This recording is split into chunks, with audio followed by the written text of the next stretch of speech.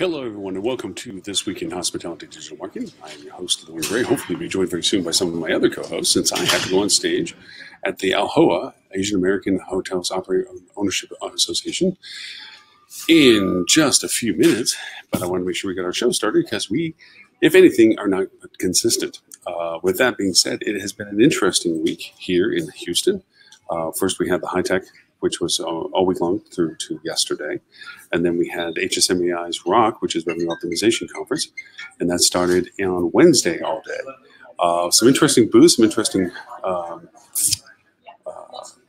softwares, some interesting services, some interesting stuff. High Tech is always great about that. And as we've talked on shows prior to this, as a prelude to this one, a lot of it has to do with the softwares that are being introduced as to whether or not they're new and innovative or whether they're supportive and adaptive. There's lots of that. And we also nostalgically went back to the time when high tech was a lot about technology associated with things like laundry drying systems and engineering systems and phone systems and to still some extent TV systems. They've changed so much since then as to what you can and cannot do. The service providers like LodgeNet and so forth have been pushed aside now for the more dramatic, I can do it myself platforms that are customized and adaptable, like you see with Marriott running with the Netflix and so forth. So all of those are out in market as it is. With that being said, there was a lot of up-and-coming ones. We saw some really interesting ones that I hope with the other co-hosts that may hopefully join us, that they can talk to, which is a lot of the innovative ones that are about connectivity and integration between multiple platforms. There's so many different platforms in market right now that are operating different functions and different services, but they're not talking to other services and other software platforms. And because of that, you have this disparity of communication, this singular universal interface that doesn't exist. So a lot of the software companies that are on market now are trying to emulate the ability to connect those things so that you have a one-stop source, a point of truth, as it were, as to being able to use all these different forms and formats, much like CRM systems and PMS systems and POS systems and so forth. I see that Holly is hopefully joining us, which is awesome. Because Holly, I got to get on stage, and I said, and Ed and Robert, hey, how are you? Hey, there you go. I got you. Hey, I got you. I can hear you. Can you hear me? Can't hear you. You can't hear me?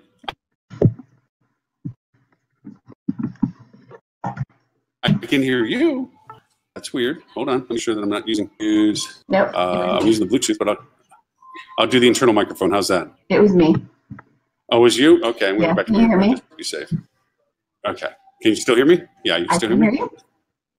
Okay, cool. Thank you for showing up because I got to go on stage in a few minutes. Oh my God, the stress in your life. Except I'm not carrying the show by myself. Where are those other people? Oh, yeah. Oh, yeah. Robert and Ed both said, oh, I'll be there, man. Don't you worry. And I'm like, okay, good. That's great. And I'm like, and as I start the show, I'm like, okay, so where are you, dudes? I was talking a little bit about HSMAI stuff. So where are you going? What are you doing on stage in a few minutes? I am talking about leadership and technology and the convergence of the two and the usability of the two. And I'm going to get slightly esoteric on the fact that leadership is not management, management is not leadership, and that technology isn't a crux nor a direction, but rather a tool and a service. So with that, I had there's Ed. See, we can't talk bad about Ed now because he's finally showing up. And Mr. Stewart, the cavalry has arrived. Phew, that was scary. You also can't talk badly about Ed because what's there to say? We only have 2 hours. Okay. Hey, Mr. Stewart. Because you came to my rescue, I'm not going to say anything bad. Even if Holly, I did have a list that I keep secret in a vault. Are you at a karaoke bar or something? What's the background situation here going on? Green screen woman. Yeah, Holly. Yeah. Yeah, I have a green screen set up that I'm not using. Is that your kitchen in the background? What am I saying? I can see past your green screen. It is my kitchen. Yeah. Oh, okay. I moved my office. Now keep in mind. Remember when I went through my green screen phase? I had a green screen behind the back that Ed, you gave me grief for weeks because I left it up. Yep. So now Holly is in the world of green screen. You appreciate leaving it up. And Lauren's doing the Fear Factor style, where it's the camera mounted to your chest as you're running, and boogers are coming down and stuff. What a classy show we have. It is classy. And you know, it's funny. Someone gave me feedback on the show. I'm holding saying it in my hand in the hallway just before I get introduced. they wish we would cut the banter down in the beginning and get into it faster. Yeah, obviously, I I'm totally listening. agree. Yeah. We probably should. Are we really going to? Probably not. Hey, Stuart, you Stuart, sound you're like you're in another really world. quiet. Oh, you gotta put That's your why. mic down. That better? There we go. There we go. Yeah, I learned how to All use right. technology this week. we're Yeah. all new. High tech. Yeah. So, So, all right. So, where let's were get to we? it. How was Yeah. that? There it is. Yeah. Hey, So, guys, I got. yep, he's gone. So, I So- have to go because I actually literally got to go on stage. So I'm going to leave it to you guys. Thank you so much for the show. I'll good talk luck, to you. Lauren. Thanks, Bye, Lauren. Lauren. See ya. So, I think we should start with what was the coolest thing you saw at Bye, High Tech guys. or Rock? See you, Lauren. Bye, Lauren. Bye, Lauren. What was the coolest thing we saw where? At High Tech or Rock. Holly. Holly was the coolest thing I saw. I'm And- gonna have to agree with that. Holly was Yeah. the And- coolest thing. I got Yeah, to learn you her did. intricate backstory. It was really interesting. So that was Poor the coolest. Stuart got the life of Holly. Which I is- still haven't gotten that. I want that It at was- some it was point. awesome. I want to hear this. She was a brat in her previous careers, man. It was awesome. I was Oh, that not a brat. He keeps Yeah, saying it's I was high maintenance, a brat. I just, had a select amount of talent and Yeah. demanded, Yeah. Yeah, she acted, honestly, Ed, it sounds like in her career she's acted like I would expect you to act, because she knows her value and she tells everyone her value. If they don't believe her, then she's out of there and goes find something else, and someone else Time to evaluates go. her. Quite It's honestly, great. why I'm an entrepreneur is Yeah, because no one would hire me. unhireable. Yeah, Because I'd be the worst employee. I think we'd all agree with that. yeah. I got no. Actually, you know Respect what's it. fun is, Stuart, is you. So I was having dinner or drinks and snacks with Dan Waxman, and he's like, "This is much Yeah. better than where my next meeting was going to be. Can we just invite them here?" And I'm like, "Well, it depends who you're meeting with." And he's like, "Holly." And a few others, and I was like, well, then yeah. He's like, yeah, but I don't have Holly's cell phone number. I'm like, well, I do. I'll just text her. So then I got to sit in on the next meeting, which was a brainstorming session on something for marketing, where I got to throw in what I thought, which I love doing that. Wow. I gotta Ed tell you, invited to a brainstorm session is a man. We That's will- Pandora's box right there. no, we are always inviting Ed. He really did come up with something. So what we were trying to come up with was a tagline to promote the CHDM, the Certified Hotel Digital Marketer. Yeah. And one of the things that I had just finished teaching the class. And when I said to the class, I had a bunch of people from Tambourine, and then I had a whole bunch of revenue managers in the class. And I said, why are you here? Why are you taking the CHDM? And the revenue manager said, so that I can argue better with the digital marketers. So I have to have some Crush part of the that. dreams of your colleagues. Yeah, and PhD. so Crush your colleagues' dreams. that was all that Ed needed. Prove who's smarter. Yeah. It was No, actually a blast. We had Isaac there with pre-roads. The one I liked that I came up with the best was Expedia doesn't want you certified. CHDM.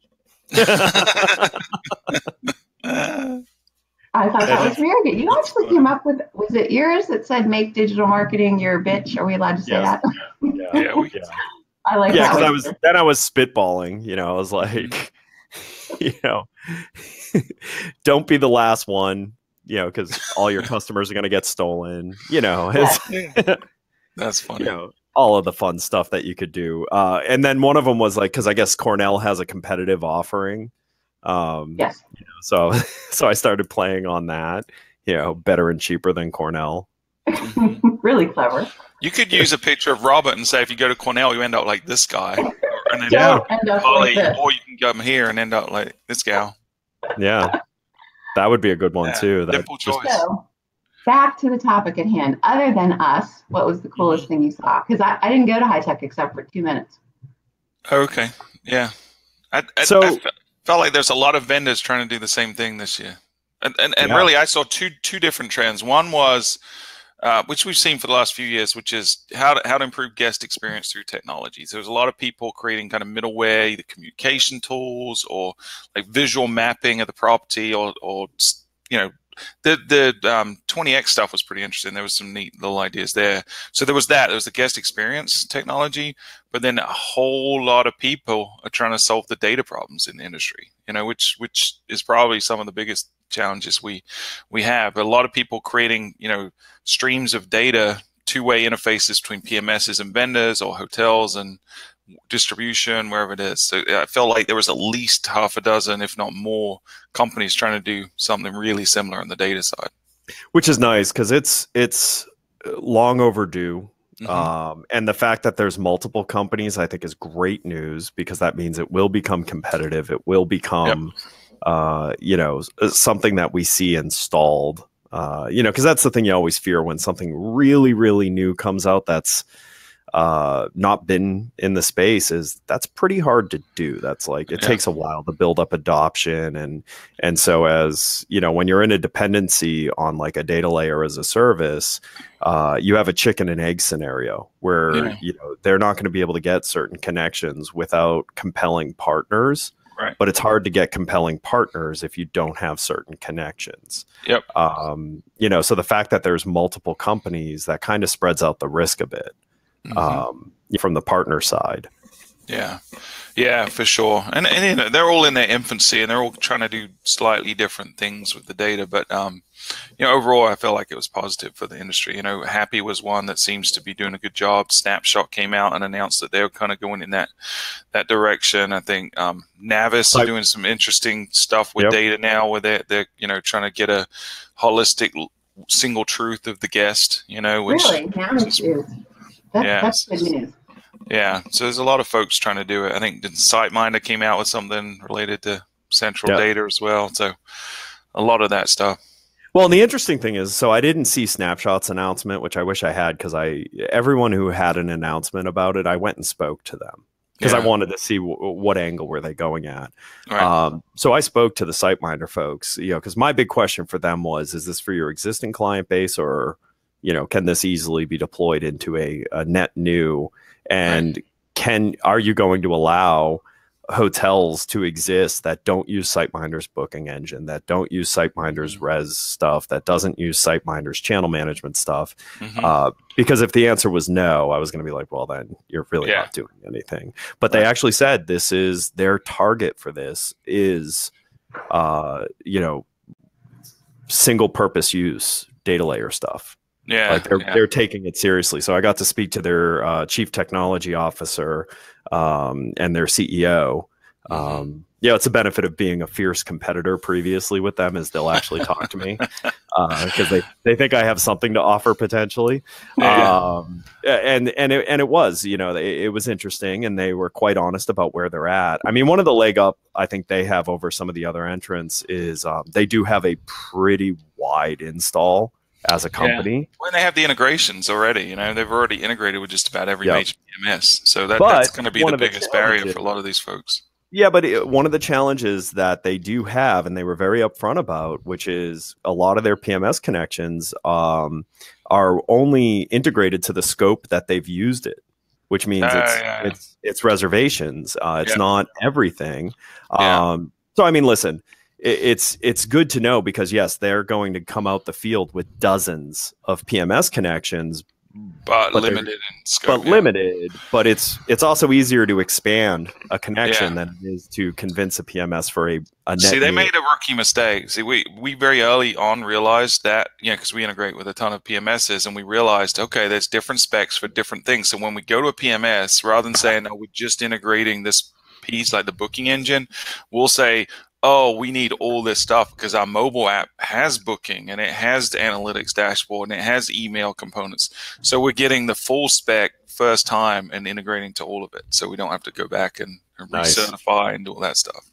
Nice. So you saved us a ton. You lied to them to get the full information. No, we just integrate our toughest product, which is the fullest scope, that does have all that stuff. you know. So Smart it's way just to do one it. little. Even if we just have a client that wants the booking engine, we'll say, "Hey, client, tell them you want the app too," because then we can integrate everything. And Yeah, that usually future works proof. pretty well. Yeah. Exactly.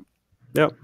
Yeah, so Yeah. that entrance, and then the other thing I thought was interesting is Pegasus. Any of you talked to Pegasus? I did not. I did. Yeah.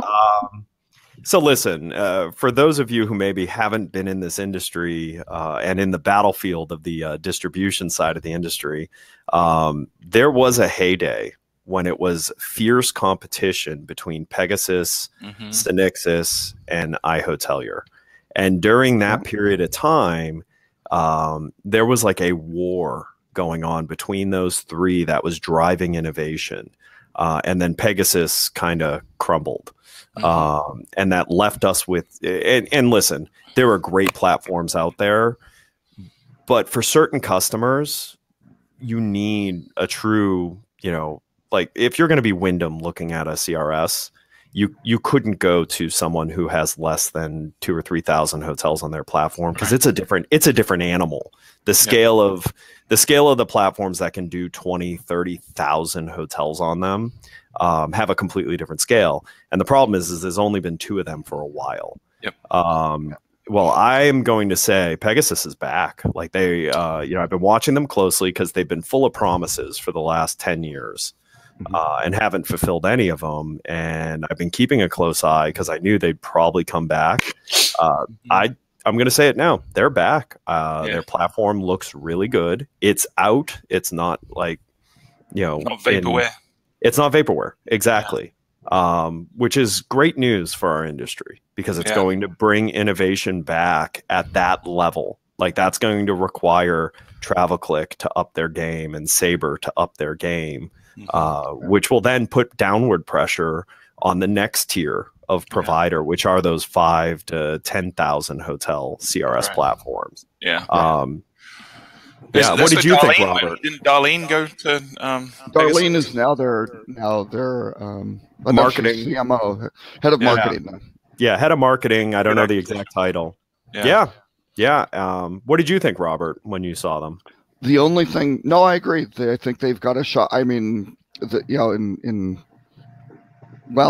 in reality, though, it's tricky. And sorry, today's talk is sponsored by Ludens. But no, I think they've got acquiring clients is a really, really long sales cycle for CRSs, right? Yep. So that's going to be the determinant, like how long because again, for a lot of these big guys, you have to have kind of your proof of concept. You go, see, here's the really big monster who's doing great. And we migrated them well. Everything was well managed. And look at this, which I think a lot of people on Synixis side were really thinking, boy, with Wyndham going over there, this could be a nightmare.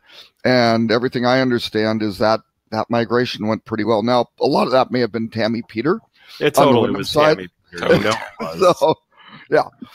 So you got to take that into consideration. But again, that's going to be a little tricky. The one thing, honestly, I didn't like that much was they were really focused on their AI-driven profile. And I told them, I said, don't focus on that. Get the underlying accurate data. Do the boring stuff well. Then you can interface frictionless, you know. But I think they'll figure that out quickly. I think what they're trying to do is lead with their differentiators. Right. But here's the thing: there are a lot of customers that are now through the cycle of, you know, they were either on Synixis and moved to iHotelier, or were on iHotelier and have moved to Synixis, and have a desire to move again. We had a lot of folks come to our booth that are on Synixis that are not happy. We had a lot this week. Yep. And listen, it's not for any other reason except for, listen, there are some fundamental differences between Synixis and iHotelier. You know, and it's the differences that may make it to whether or not you want to be there. But also historically, customers move every certain amount of time for one reason or another. The problem is a larger number than most groups would hope who make CRSs, but yes. Yes. but the challenge is like, you know, when you only have, when you're above a certain scale, and again, this is what I'm talking to. I'm talking to, you know, like when Fairmont Raffles Swiss Hotel moved to Synixis, you know, back in the day, there weren't, they had three choices. It was back then in that move, it was Synixis, Pegasus, and then iHotelier was the up and comer who started to breach up into that space. You know, they're on a core now. It's a different story, but I'm talking groups of that size and that architecture and that complexity. Yeah. They've only had two choices for a while now. So having a third choice for them, you know, because a CTO of a group that size is really putting their neck on the line to go down to the next tier, right? The next tier is very interesting, though.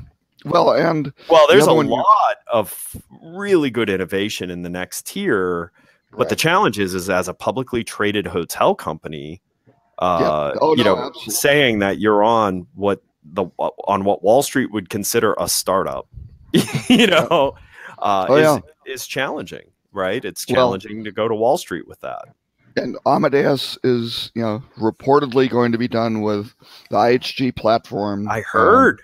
Probably next January, something like. I mean, maybe the end of this year, but my guess is it'll be. But I also heard there's been some rollout of it already, which they've done some. Yeah, and that it's gone fairly well. Yeah, but the really small guy, I think they may have done Kimpton maybe on it. I'm not sure. Yeah, I don't know who it was, but I was told that there has been some rollout and it's functional. Like that's a huge step. Like just that. That is. You know, because man, building a architecture of that size from scratch, like there's a huge chasm between having it built out and having any deployment whatsoever. Like that's a much bigger chasm than taking it from a small deployment to a medium deployment. For sure. Yeah. Well, and then another thing that was interesting to look at, actually, I'm looking up the high-tech app, is the number of people who were there in the booths from Amadeus, massive booth, tons of people. I mean, they are all in on this hotel play. And again, they've got lots of other stuff, certainly with their group sales stuff. But Travelport, nobody.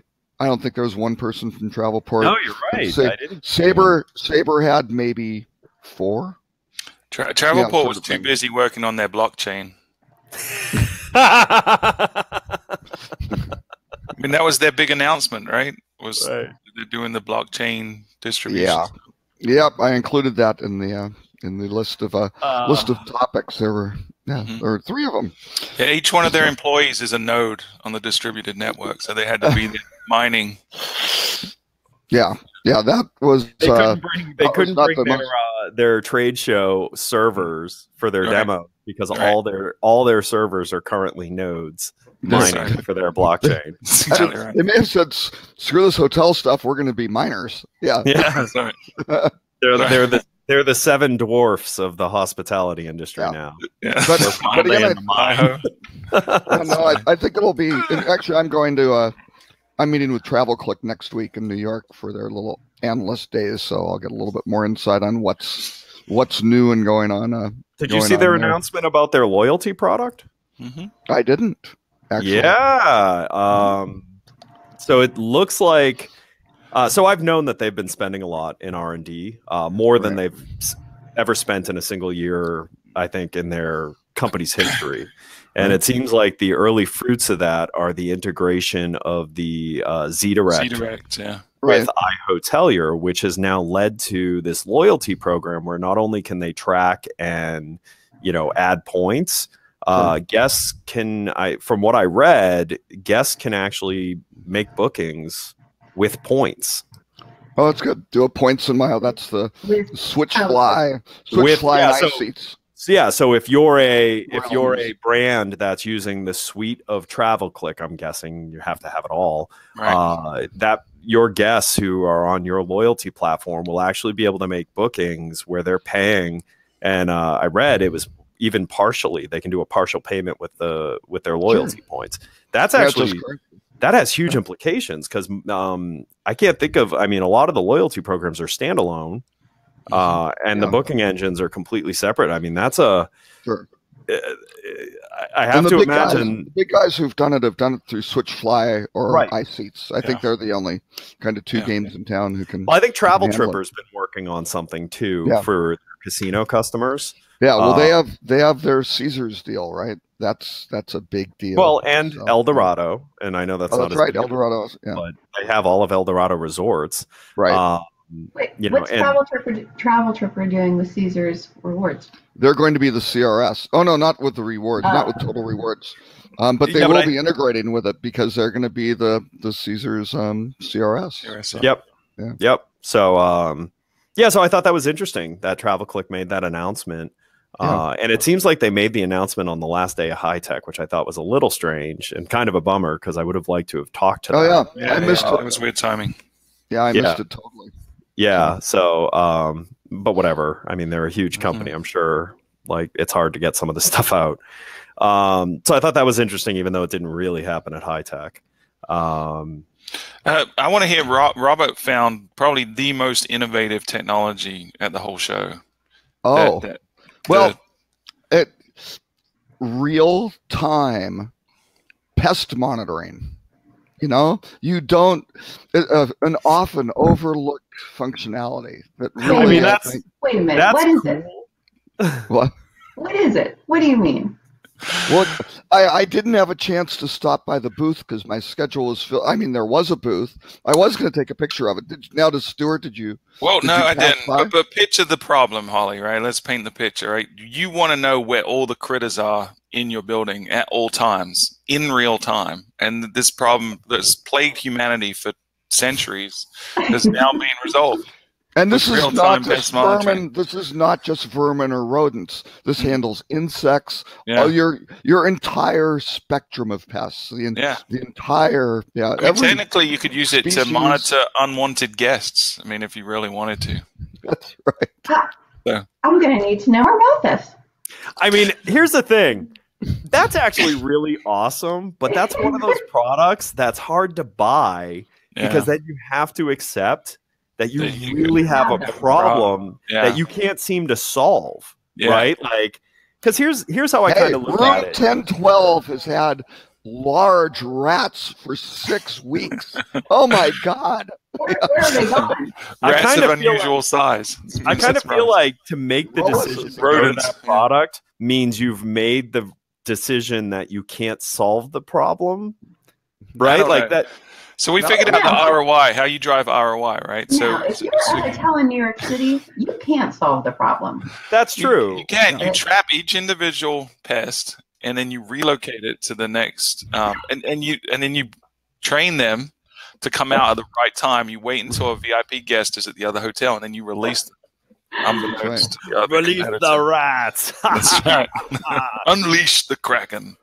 No, you could do so much. So I mean, this could be one of these humane pest things, right? Where you don't exterminate them, you capture them and release them, and that's what you start with. Here's the toughest part. So Stuart, was giving out the study at High Tech about what we found on how hotels make decisions and stuff. And one of the key ways that we found I was really hoping for a PDF of that, which has been. You'll get one. We're doing a version 2. times. We're getting more input from vendors, and then we're gonna. But one of the key elements of that is how hotels make decisions, and it's from other hotels. And so that means case studies are hugely important in marketing your product. Here's the problem. If I'm a hotel who has to buy a technology to track the pests in my building, I'm not going to be overly interested in being a case study unless the answer is I no longer have to use the product because I have completely eradicated all living things that don't pay to be in my building. No, I disagree. You put it online and it's a proof source. You have online reviews. You put this screen online that shows there are no active rodents currently in my hotel. I'm staying there. You know what? I think all you do is you unplug it and then put up that page. Yeah, Oh. that's true. No say, rodent yeah, no, activity since we have no 470 history. days. We have no recorded history of it. Yes. That's Yeah. funny. No, what this platform was, I didn't talk to them. I did take a quick look. It's basically an incident tracker. It's Right. for some reason Oh. you could track They've- anything it for could be a wide any- yeah. variety of different Could be ways, for but they have maintenance, could be decided asset yeah. management, but no, they're focused in on pests. A single Yeah. purpose. Yes. But they Uh, did what everyone in the industry does, is take some buzz terms, right? Like real time, but it's really Yeah. not real time Blockchain at all. tracking. Right? It's There's real probably time- AI in there. real and time there's a VR reporting. version. Real-time reporting of something that is Manually entering. periodically or maybe Yeah. batch reported. I'm Yeah. not sure. Yeah, it's basically a logging system. But Oh, I'm sad. I thought it was, Like, they I put thought it was individual like- trackers on See, each. I'll be honest Yeah. with you. When you said what this was, I was picturing some sonar technology that's Right. tracking Yeah. movement Oh, yeah. inside of walls. And, Like- and Yeah, that'd be awesome. well, that's where my head went. Like, that's pretty cool. Holly thought they were chipping all of the rats, which would just be so cool. Honestly, It's like the pets. until Stuart took it to insects, I'm sitting there going, so what are they doing? Putting RFID tags on the rats? Like, They name each individual one, Well, and actually, if you with the miniaturization now and the exoskeleton of those roaches, it's really they stay in it much better. Yeah, they were falling off before, and yeah, Yeah, it's nanotechnology. the lack of a neck was a real problem on the Right, thorax. Right, So, with the collar around. all right. all right. How about you, Holly? Did you see anything? No, I literally went to say happy birthday to Eric Dorr for 5 minutes at High Tech. I was at Rock the rest of the time. I will say there was lots of good stuff I thought at Rock. Did anybody else go to Rock? Any of you three? I did not. No. I heard mixed reactions. I heard a few people say very kind of Yeah, I did rudimentary too. level of education, like nothing really innovative, very baseline. So I actually came today to talk about that. So I had multiple clients of mine that I had met with where I asked them, I'm like, so how's the show? And I got the same feedback from multiple people, which was that the educational side this year was depressing. The tone was very defeatist, but with no real solutions to offer up. Whereas they felt in previous years that they got a lot out of education and the meetings were okay. This year, they actually felt like they got more education out of their meetings, which makes sense because most vendors have gone to a education first content marketing type approach to sales. But I actually got this from multiple hotel groups. So mostly who I met with this year and why I came to High Tech is I had multiple hotel groups ask to meet with me. And these are top people from within these groups that actually all gave me the same feedback, which was the education was almost suicidal in feeling. Like these people are so down and so beat, but offered up really no solution. I think, though, I understand why they would say that because the opening was this economist who I got there a little bit late, so I don't know who it was. But yeah, at the end of his session, I thought, I'm going to be homeless in a year. Like we're all going to be homeless in a year. And I mean, really, it was bleak and accurate. I mean, potentially accurate, but everything was 20% chance of this, 25% chance of that. But that was the opening to the day. And then you had the asset managers. Well, if you missed it, was he talking about when the downturn comes, it's going to be ugly? Basically, was that kind of the theme? No. Actually, it really wasn't. It wasn't. It was all of the factors that could contribute to trouble for not just our industry, but the economy in general. I mean, it was a very broad picture, which I really appreciated. Oh yeah, I thought it was a fantastic way to open it.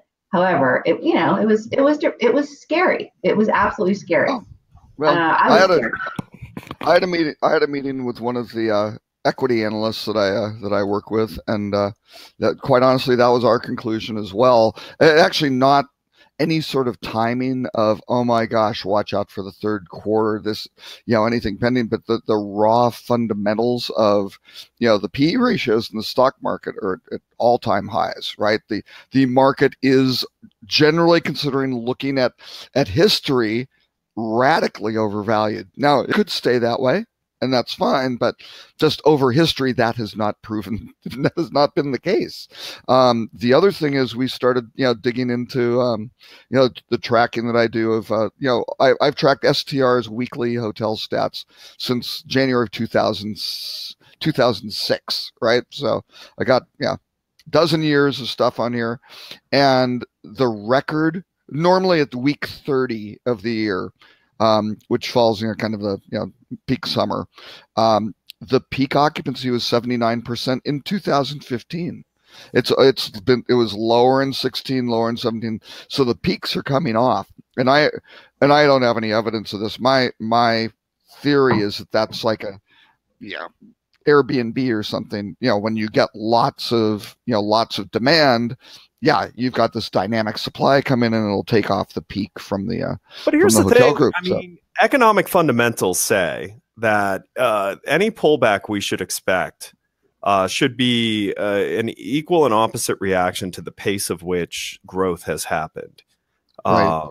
So, I mean, if you look true. at the last financial crisis, that was directly equal to the massive, aggressive economic growth in a very short time period. The dot-com bubble was a direct reaction to the massive, aggressive change in where economy was coming from. What kind of gives me, and I'm usually the pessimist, but what kind of gives me hope that, the next economic downturn we're going to see is probably going to be a meandering kind of dip with some up, is because we have not been on fire.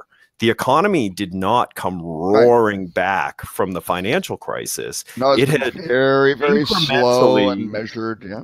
Every year incrementally has gotten a bit better, a bit better, a bit better. So barring, another, and a lot of the analysts I've been reading are actually saying that the next trigger to a global economic downturn is going to be from outside the U.S. economy.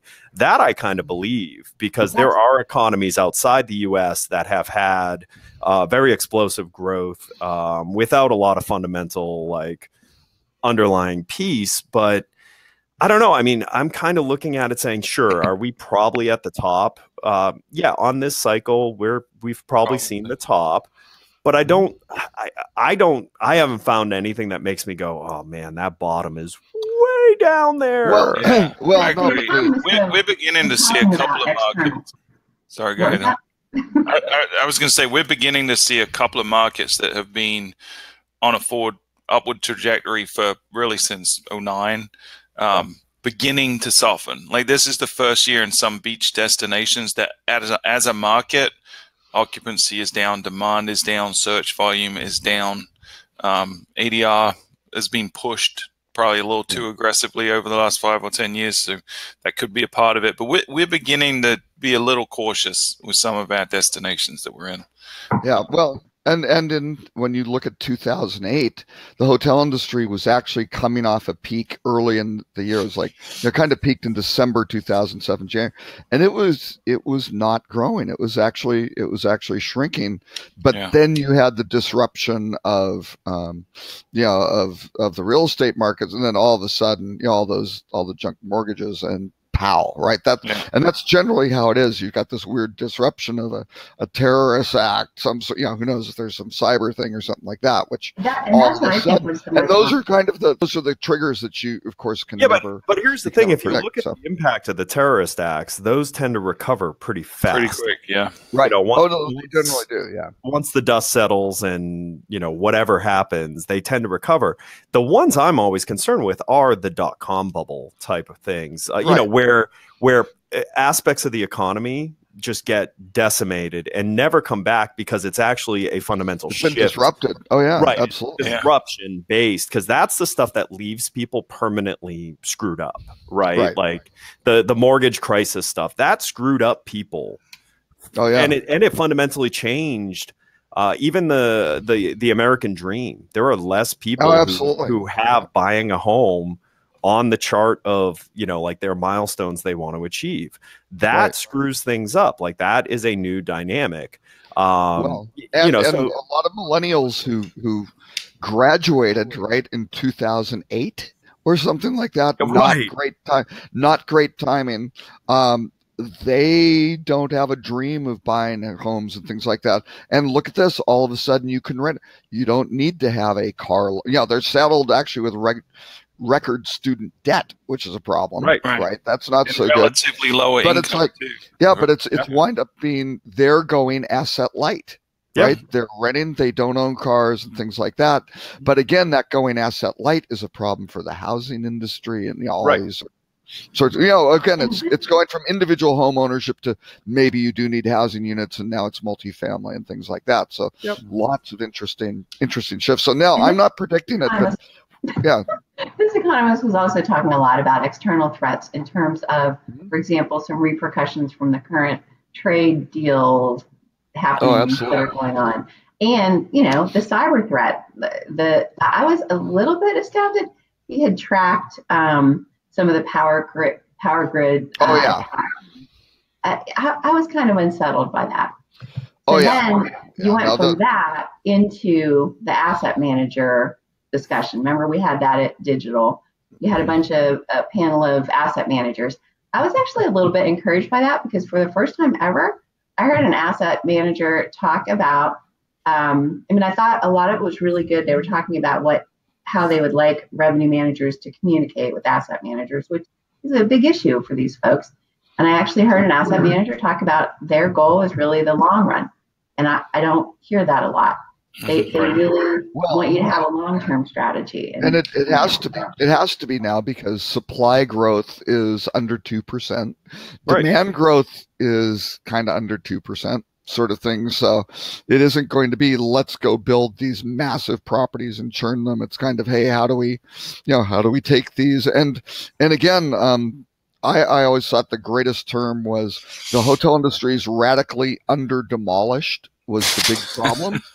And so I think that is really where they need to turn to is how do you get rid of some of the real junk? But again, at this peak, where you're sitting there going, hey, you know, the occupancies, year round are at, 65, 66, 67, 68. That's pretty good. These things are churning cash flows and things like that. Kind of the industry needs a downturn for some of these guys to go, wow, rip out the old stuff and now let's redo it as well. Right. Because I know quite a few hotel complexes that right now, the people who own it, they're just waiting for a cooling period so they can finally rebuild it, but they can't justify taking inventory offline. Exactly. Yeah. So, Stuart, in your market, there's a massive complex that was kind of built up with the idea of completely leveling it.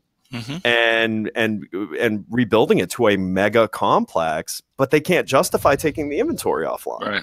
Yeah, it's too much revenue. Yeah, but if they don't, then they're gonna end up. Myrtle Beach as a market is, it's on the decline in terms of quality. The smart folks are doing that, whether it's floor by floor or just taking the opportunities they can in the off season. But there's a lot of aging models. A huge opportunity, short window here for real-time pest monitoring.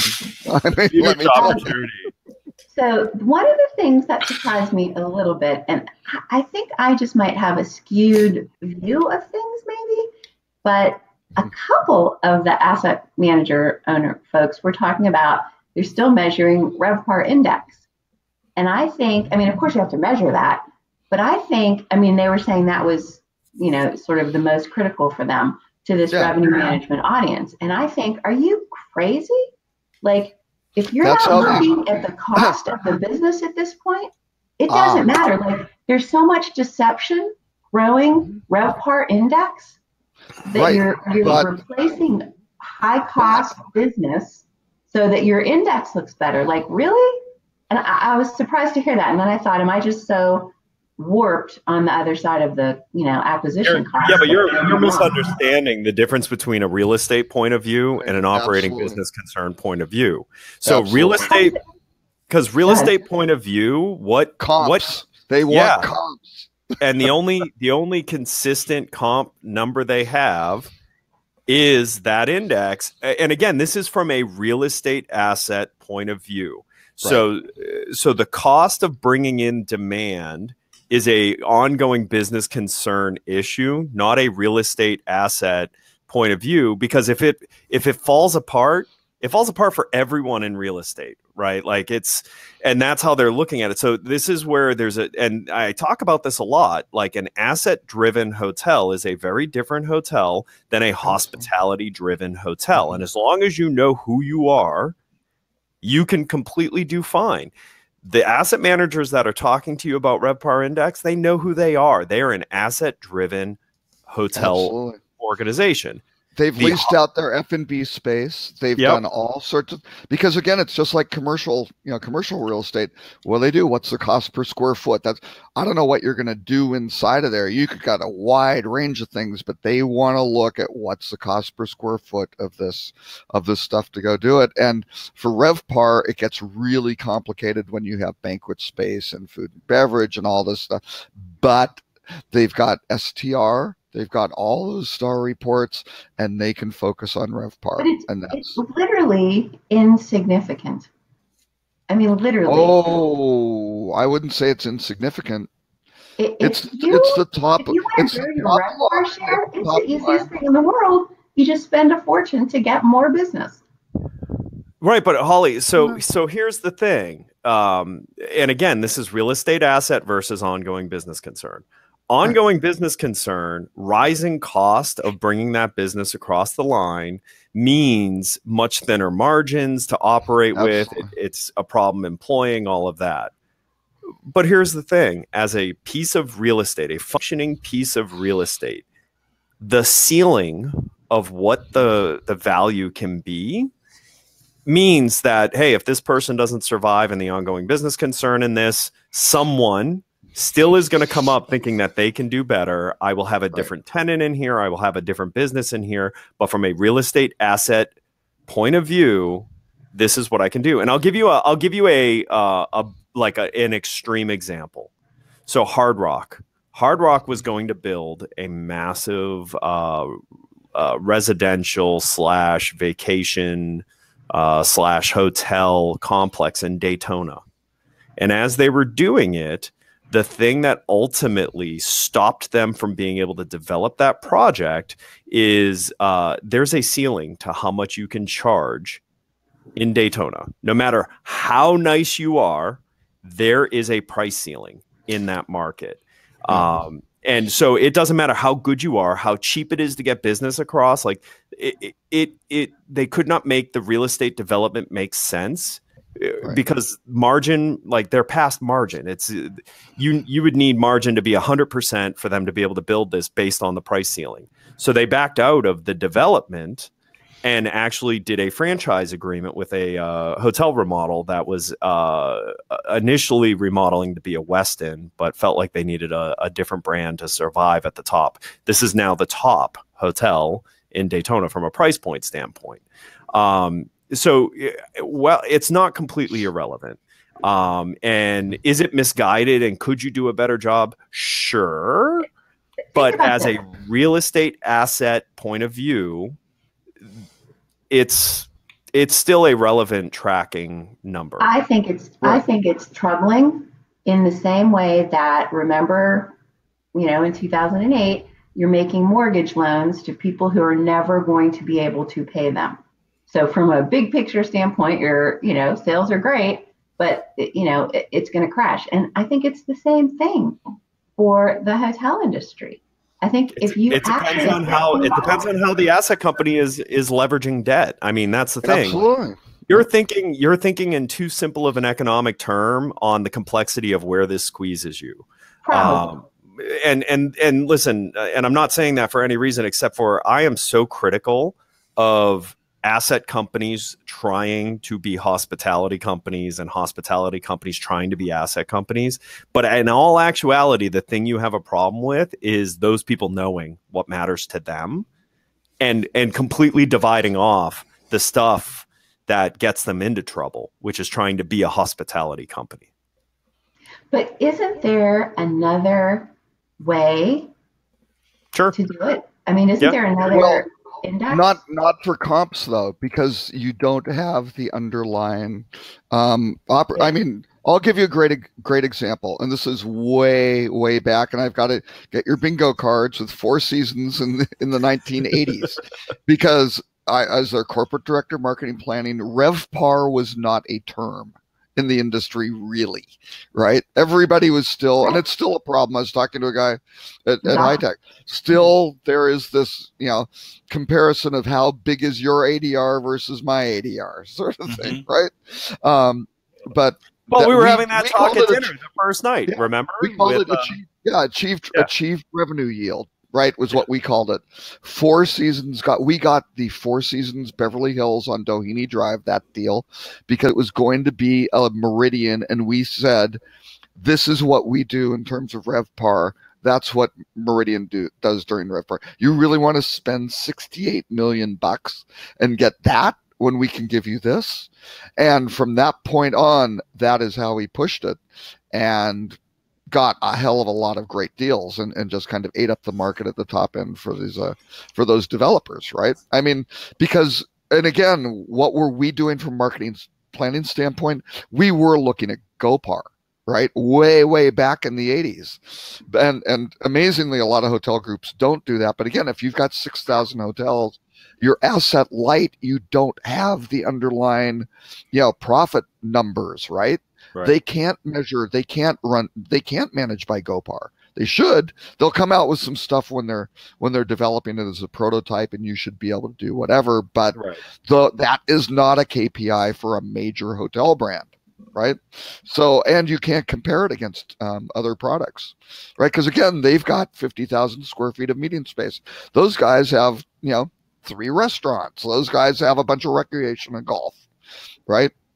They come down to the rooms. It's easy. You can compare it, right? It's not right, but it's how the industry works. It's not right. Sophisticated. It's not right. It's not right. It's not. It will lead to our. But they don't have access to accurate information to make the other. Digging down into that is what HVS and a bunch of these guys and a lot, CBREs and all those guys do, right? And that's their competitive advantage. Even though the way Calibri is doing this, I think would be a good index for them. Right, but the problem is they're trying to. As in anything, let's take this to something that Stuart can chime in on too, because he's being too quiet. I know. I'm learning. That's good. Web analytics. Mm-hmm. I was going to make the analogy. You don't use web analytics for anything except for tracking trends, which then means like the level of its accuracy is only important to how consistent its accuracy is. Like if the accuracy is inconsistent, then that's problematic in web analytics. Otherwise, you're using it as a trend tracker, which means if it's wrong, it's okay as long as it's wrong consistently. Then difference between accuracy and precision, right? It doesn't have to be precise as long as it's accurate. Constantly. Yeah. Mm-hmm. And the other thing I would say, Holly, is those guys that are overinflating the RevPAR index probably aren't just looking at that. That may be the most important, but they're looking at it in context with other KPIs, whether that's cost per acquisition or whatever it is. We have a lot of different indicators. Same with website, right? If you just looked at, say, conversion rate and you didn't parlay that with, say, traffic, conversion rate doesn't really mean anything on its own, because you could just send a small amount of traffic that's highly qualified and beat last year, but it means you cut off new business sources, things like that. So I think looking at data in context. So no one's making a decision off a single metric. Right. Here are asset managers communicating to revenue managers. We care about RevPAR, which to me is asking for trouble. We care about RevPAR index, which to me is asking for trouble. Sure. But this is part of the complexity of this industry that's always existed. Absolutely. This is the only industry I know of where a single business has 3 different entities potentially with completely different agendas on what matters to them, with their fingers in the pie. I mean, like that's it. Like this is what makes the And hotel tech industry. systems And complex. not Yeah, I mean, think communicating. about what you were saying earlier in your class, where the revenue managers were saying, "I'm doing this class so I can stick it to the marketing team." I think they stick it. In every other industry, the people controlling the price and the people doing the marketing are the same team. It's one. Yeah, it's called e-commerce in Right. every other industry. Right. Yep. Hotels, Yeah. the only ones where there's this really weird. Stuart combative- and I were saying this to Bob at HSMAI. He came by to say hi and stuff, and he's like, "So what do you think?" And I was like, "I'd love to see you bring some retail people to show them that Yep. e-commerce in retail is revenue and marketing and merchandising and like all the things that we have currently split up and siloed and specialized. Like in all other industries, there are perfect examples of that is literally the same human being. Like it's the same. And we thought, and so what we were saying to him is it'd be interesting to take a very successful example of that and bring it to HSMAI, show it like this is how it's done in other industries. We have to do that. We absolutely have to do that. Yep. It actually sort of reminded me then. So later they did sort of a cool thing for a giant meeting. You have 600 and almost 700 people at this meeting. They did something called the Great Debate, and they use the software that I love, Mentimeter. Have you participated with that? It's well done. So they posed two questions. One is, are revenue managers going to be extinct because of AI, or will they last forever? And so you had to vote. And then there was this discussion. I hate our industry. I hate it. I really do. Can we just be positive for once? How about are revenue managers going to conquer the world because of AI? Why are we does going to be everything? better at How can AI help you do that? Right. How Why much does it better have to can we be do our job more efficiently because of AI? I actually thought it was, and actually I probably phrased it wrong. I don't think it was so No, negative. you probably didn't. Whoever wrote it down phrased it wrong in the first. No, really, they usually put thought into that, and it was sort of cool. It went on too long. But what I did see is that revenue managers don't necessarily. What I wanted to say, and I should have, is if you had asked reservations managers 15 years ago if they'd be extinct, I'm sure they would also have said no. They evolved into. Yeah, and by the way, can you name anything in this industry that's gone extinct? Because it's always something. It's travel agents are gone, tour operators are gone. Oh, I go on. OTAs are gone. Positivity is extinct for sure. Reservations managers. Reservations managers. I know multiple reservations managers. There's tons of those. Yeah. Their responsibilities have probably evolved. Changed. Yeah. They still exist. I know none. I know call center directors. I don't know any reservations managers. Single property. Oh, now you're like. Okay. Well. Okay. You have cluster. You certainly have cluster. You've got all sorts. Every property had a reservations manager. Yes, and they did the job of a revenue manager. And they all had. It evolved. So all they did was. And they all had general. They all had general managers too. Yeah, and they didn't have a cluster general manager. Right. But they're gone. And their PMSs didn't communicate with each other. No. But they were doing a lot of manual stuff that's automated today. But then they're also doing stuff in addition. And the call center, the revenue management position. No, the technology changed though, because now reservations, you want reservations that gets kicked over to the call center. You've got all sorts of dynamic call handling stuff where you can have at-home agents handle this and all the distribution. Right, but do you know, I can't even think of anyone who lost their job because it was fundamentally eliminated. They evolved, right? They learned new skills and applied them, and probably got paid more for more complex skills because the monkey stuff they were doing is now automated. And But the role doesn't exist, and it's dramatically It does changed, exist. which is a good thing. I think it's a bad thing. Yeah. That's like saying a journalist's job doesn't exist because they don't write on a newspaper anymore; they write on a website. And, it's just changed. What they're doing is. But this is where I just want this industry to stop being so black and white in their comments. Like blockchain is going to disrupt OTAs. Well, no, what this was doing, I thought it was cool. What I was doing was saying, take a stand and defend it. Yeah. So everybody had to vote, and you had to go on one side of the room or the other, and then they had different people defending their position. It was really so. Someone wait. How big was the side that said revenue managers were dead because of AI? It was smaller. Okay. Did anyone feel like their I job was on would it. change because of AI? I'd be interested in talking to those people. What was that? Did anyone feel like their job would not change because of AI at all? No, The AI no, wouldn't- that was pretty universal. Because those would be the ones who would die. Yeah, those will would be out the of only jobs. one. Exactly. Yeah. Yeah. Because that's the way you go extinct. Is Right. by And then the second question you would have enjoyed later in the afternoon, they had the same format, but it was, is loyalty dead or loyalty Right. lives forever? Yeah, And but that it's the was- same kind and of again, question. like, man. yeah, Does like it have these to are. be dead? Do we- Stop actually- killing things, hospitality Okay. industry. Okay, so feedback first by- of all, have you Actually, ever put on a conference, Ed? Yes. You have to do these. Wait. Hold on. Yes, I What? did. What? It was called SMART. It was the Strategic Of course. Marketing Alliance of Revenue Technologies. It was Easy Yield Ideas, Springer Miller, and Synixis. Mhm. And it was hugely successful. What topics did you talk about? I bet It was everyone actually- had a 10 Beatty subject line.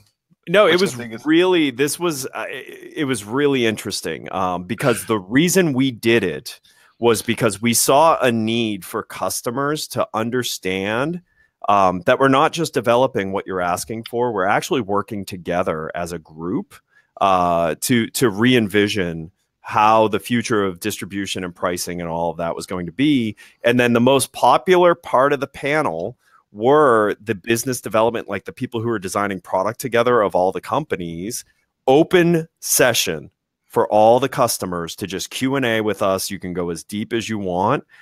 So first of all, what surprised me was we had over 390 hoteliers show up, which blew my mind because I thought it was going to be regional and we were going to throw a couple of them. People flew in as far as Australia to Florida to do this. Well, they heard Ed St. Ange was going to be there. I mean, it's Back a then no-brainer. I had no name.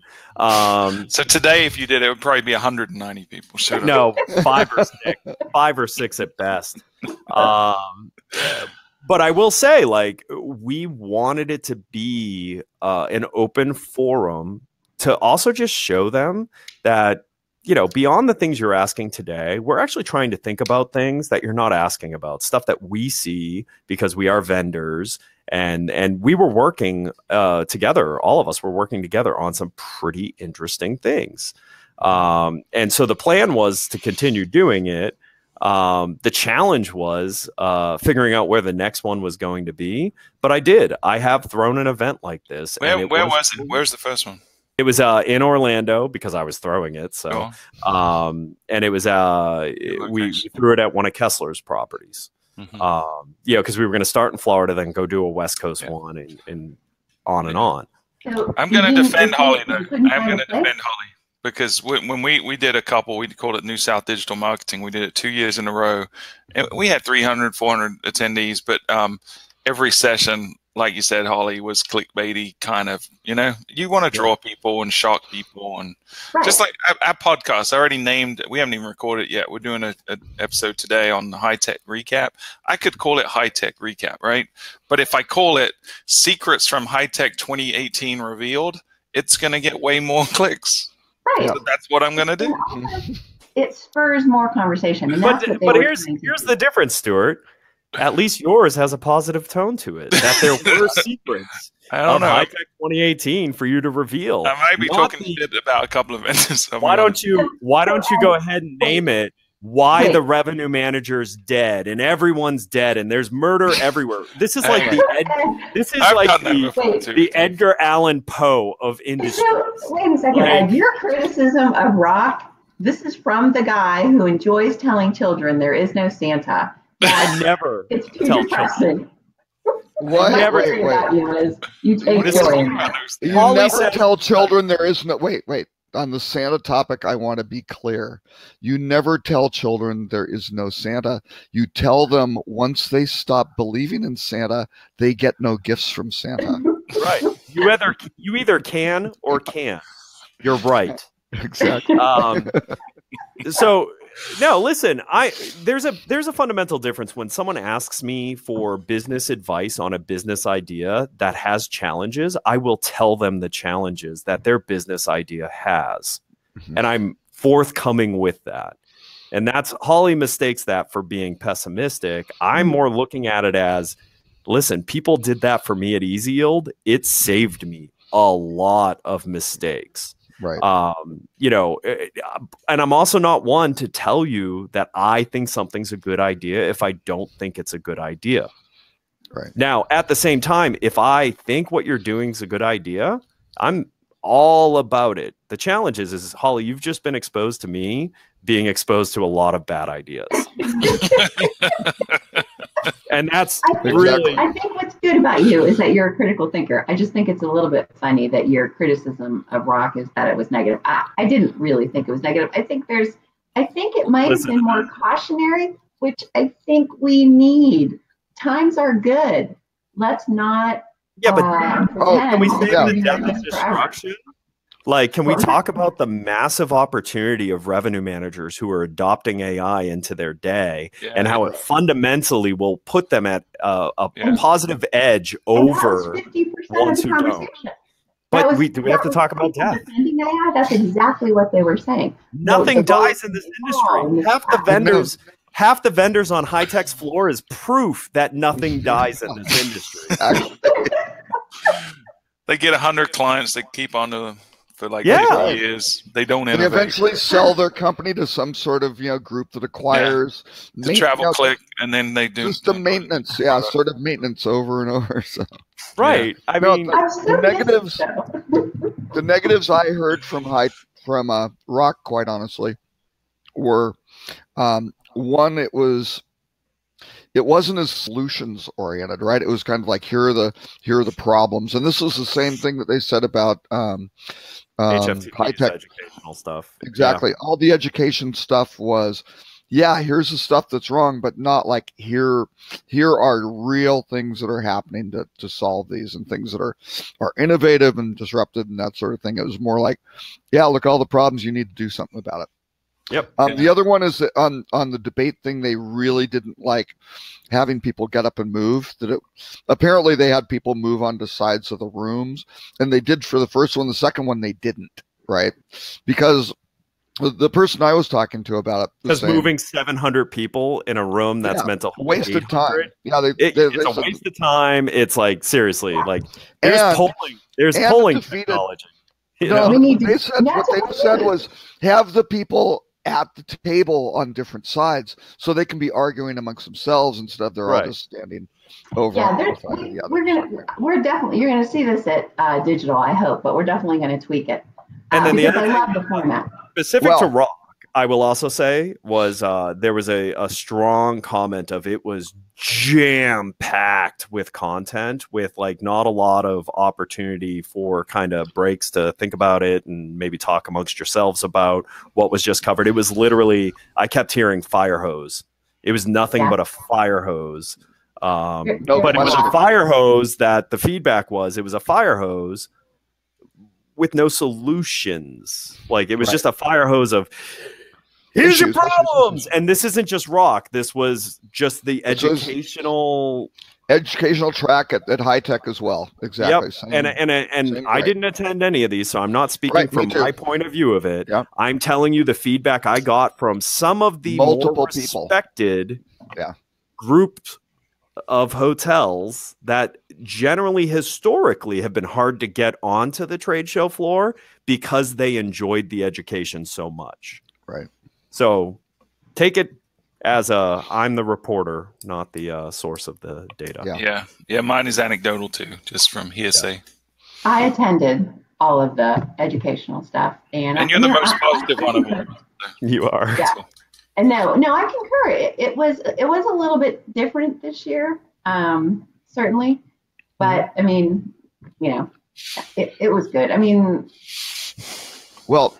And actually, the format for that debate, and I've done a couple of those, which have been great. Where I did it for a Rich Siegel's CIO summit with going down where he did pros and cons, and actually it was two speakers. We went through like 10 different items and did that kind of point counterpoint thing. But what I always wanted to do, what I've always joked with Tim was, I wanted to go, and actually I'd do it with any of you, is go set up a format. We're the two speakers. at the time you come up with a topic, you flip a coin, and then you argue whatever side you get assigned. That would be good. You know who I'd like to see in a live debate would be Max from Hebs, and I forget the gentleman's name from was it Hotel Tech News? Yes, the two that Doug, are constantly.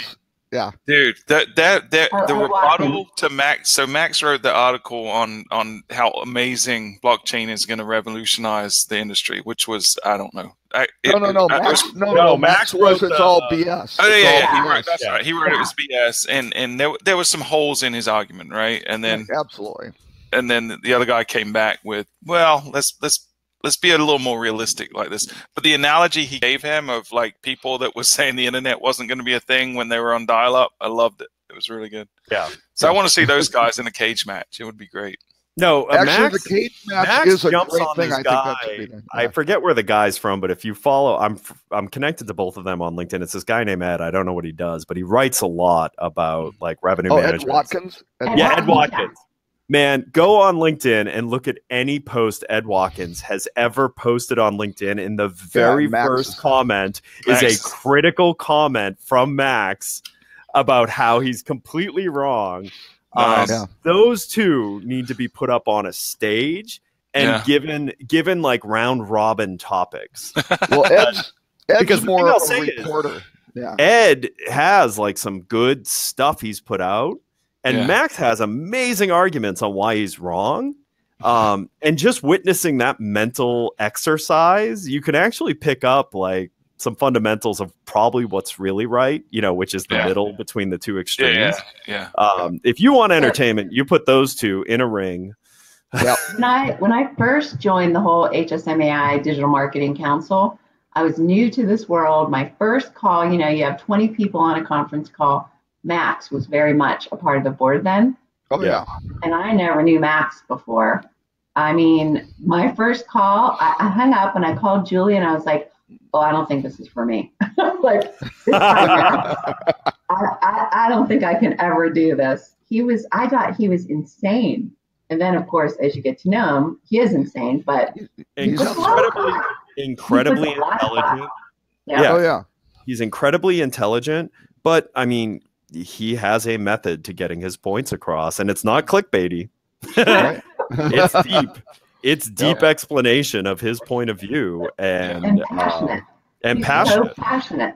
Right. And he has more time now because he's chairman of, or I think is he chairman of Next Guest? I'm not sure, but he's not CEO anymore. Yeah, he's retired out of the day-to-day. retired. I'll tell you what, my God, it's the happiest Max I've ever seen. Like exactly. No, seriously, I saw him at High Tech and just smiling, had a positive tone in his voice. I think he's excited to be at this phase. How have we never had Max on this show? No, I don't think any of us have asked.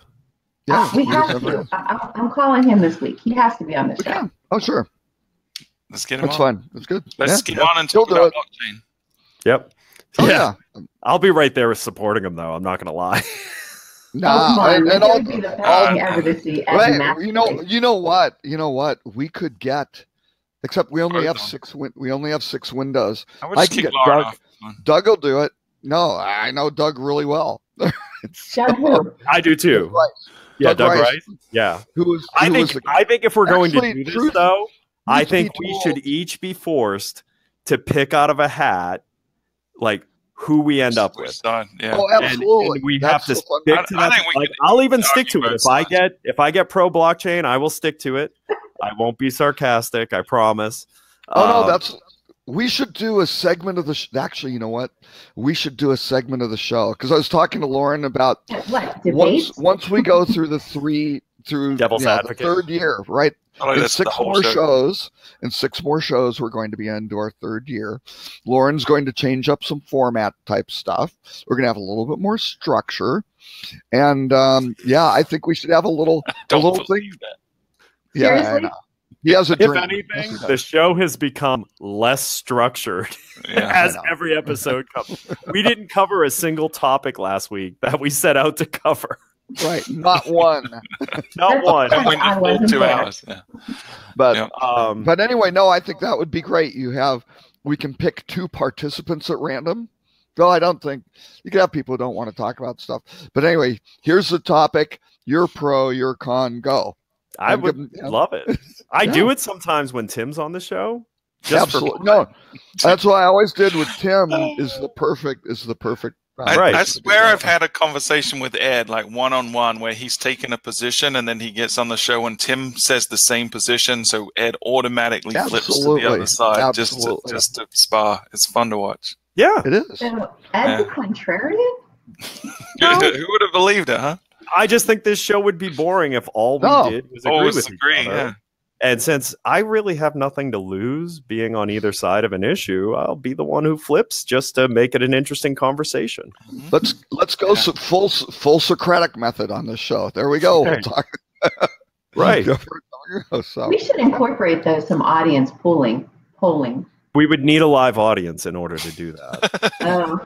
you have a dead audience. Can we get some chatbots? Maybe Google Audiences Alexa. are dead. Alexa? 2018. I mean, if I have killed to, I audience. could have my staff watch live. And, Holly, the They're sick of problem you is already. Ed. we I used know. to have reservation managers. They're all dead. The revenue They're all managers will be dead. dead soon. Yeah. So the audience is going to be dead. Yeah, Yep. that's our problem. They keep I'd invite dying. travel agents, but they died They're off. dead. Remember? The OTAs will be dead. Blockchain Remember will when kill them Booking soon. Engine was going to kill call centers? Yeah.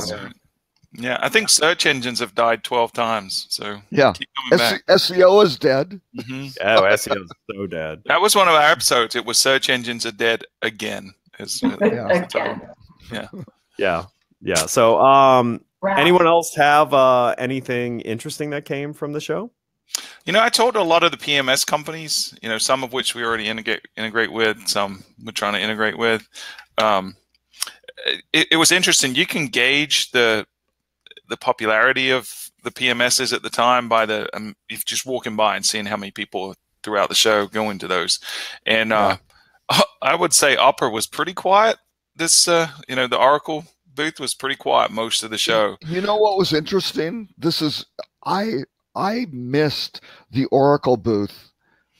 I didn't see it. I literally did not walk past it. It until wasn't in the best Thursday. location. It but was close to because the of, it was big it was pillar it was thing, in a good location, but it was the way they structured the other booths. Yeah. There wasn't like a major aisle that went to it. It was kind of Yeah. behind a couple, and it was But- like, well, there they are. I was thinking they didn't exhibit. That was so bizarre. So, do we Yeah. want to? It's like, oh, there it is. Robin of the rumors we heard at High Tech.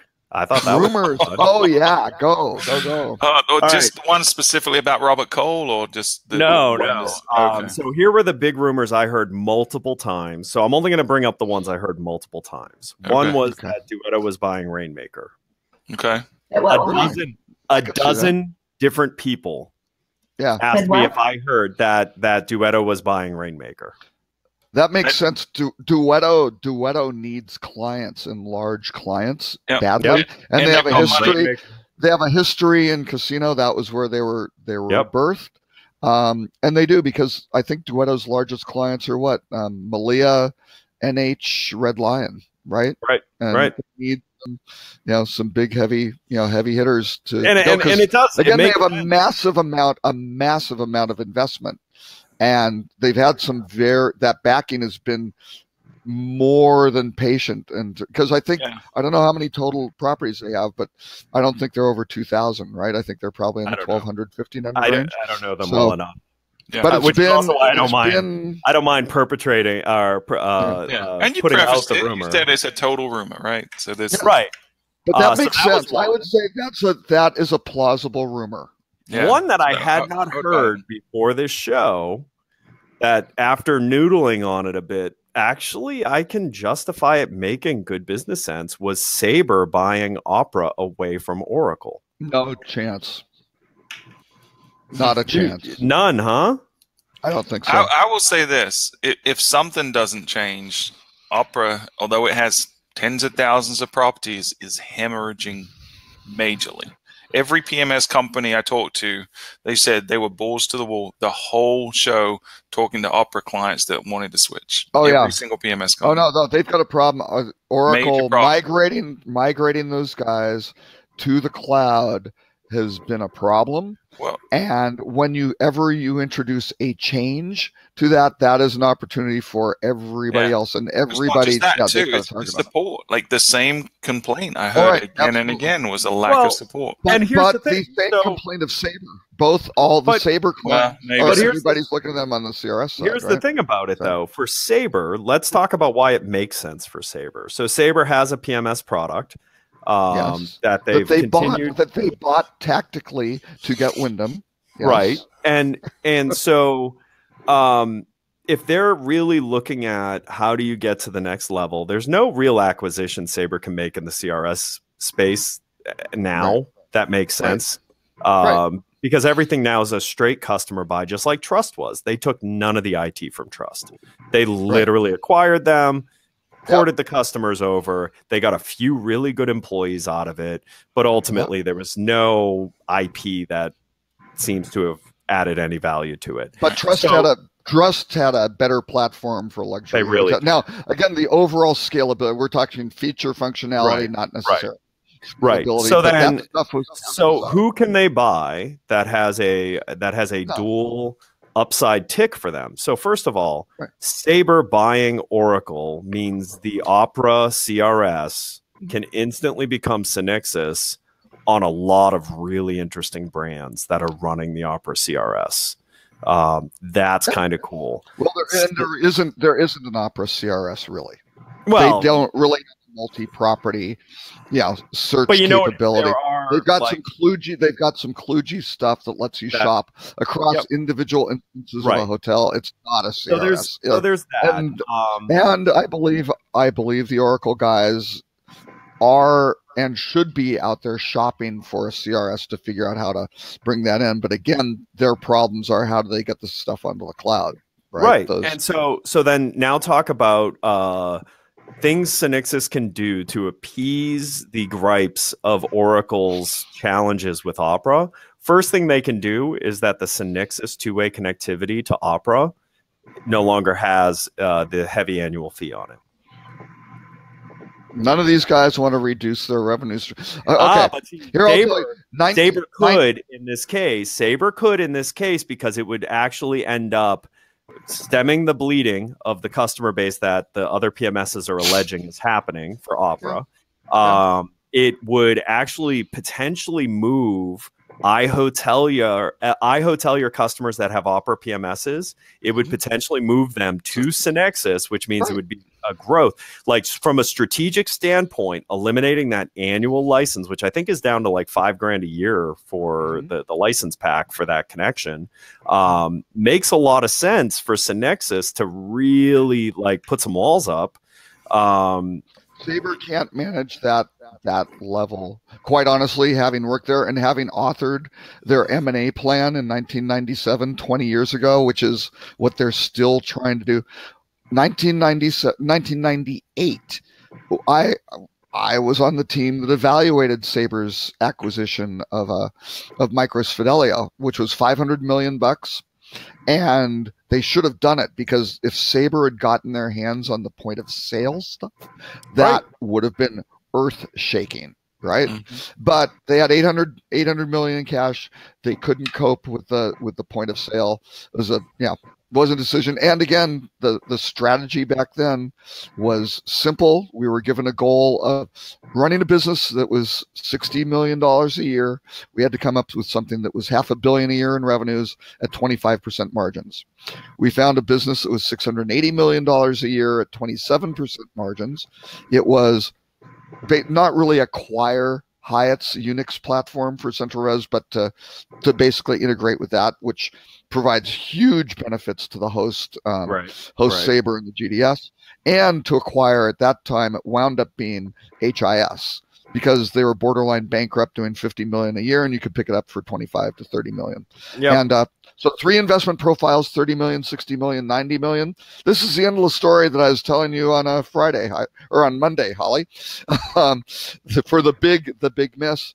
And they passed. The CEO passed because in 1992, He was the CFO of AMR, who wound up writing off 125 million when AMR blew it on developing the Confirm project, which was Hilton and Marriott and Budget Rent-A-Car on the same CRS that never birthed, right? Yep. So since that strategy has always lived. It wound up being, okay, let's get Synixis, which was not the same as getting Hyatt's platform at all. Right. And no PMS. And now they've done kind of 20 years later, they did the tech, or 15 years later. So for all you know, cool. Robert, they're still executing on that 1998 plan. They are actually. Okay, yeah, so at least as of a couple of years ago, they still had it. The guys, and that could mean that they could be buying Opera. They've got a 20-year-old memo that just fell on someone's desk from Oracle acquired Micros Fidelio for 5.5. I think it was 5.5 billion. Mm-hmm. The hotel component, certainly the point of sale stuff is amazing. The point of sale stuff in the cloud for Oracle is freaking awesome. Right. And I don't use awesome loosely. So it's amazing stuff. So if they can do that, Oracle can kill people, but they've got a huge problem of how do they get those 30,000 folks onto the cloud, right? Achieving that without feeding everybody, because these guys who are looking at it are in the CRS space. I was talking to guys. What they want to do, they want every Synixis client and every TravelClick client because they're all dissatisfied. So, and there are lots of them. Right? And I will say this: I spoke with Oracle this year, and they've always been really resistant to integrators. They've made it difficult, expensive. There's a lot of hoops you have to jump through. You have to have clients. That's Opera. Opera. That's been Opera. Opera has always been like that. This year, for the first time, I walked into the booth and they were friendly and helpful and wanting to learn about our products and wanting to integrate. So, and that's because they have Mitzner. They have guys like Mitzner who used to be at Synixis and stuff like that. That they've picked up. And again, Sabre and Synixis have had a huge. You have to go, Holly. I have a 10 o'clock call. All right, Holly. Bye, Holly. If people want to find you, where can they find you? Remember, I don't want them to find me. Oh. I'm kidding. All right. So you hear that, folks? Holly does not want to talk to you. That's right. She doesn't have her green screen function, so she can pretend to be somewhere else. Or she's down after going to rock and everything. She's in a bunker, an underground bunker, waiting for death and destruction to occur on the surface. No, back to my coding. I have to finish my app this week. All right. Holly at hospitalitydigitalmarketing.com. Thanks. It was so much fun seeing all you guys this week. It was great seeing you. We had fun, Holly. Yeah, good seeing you too. Have a great weekend. Thanks. You too. Bye. All right.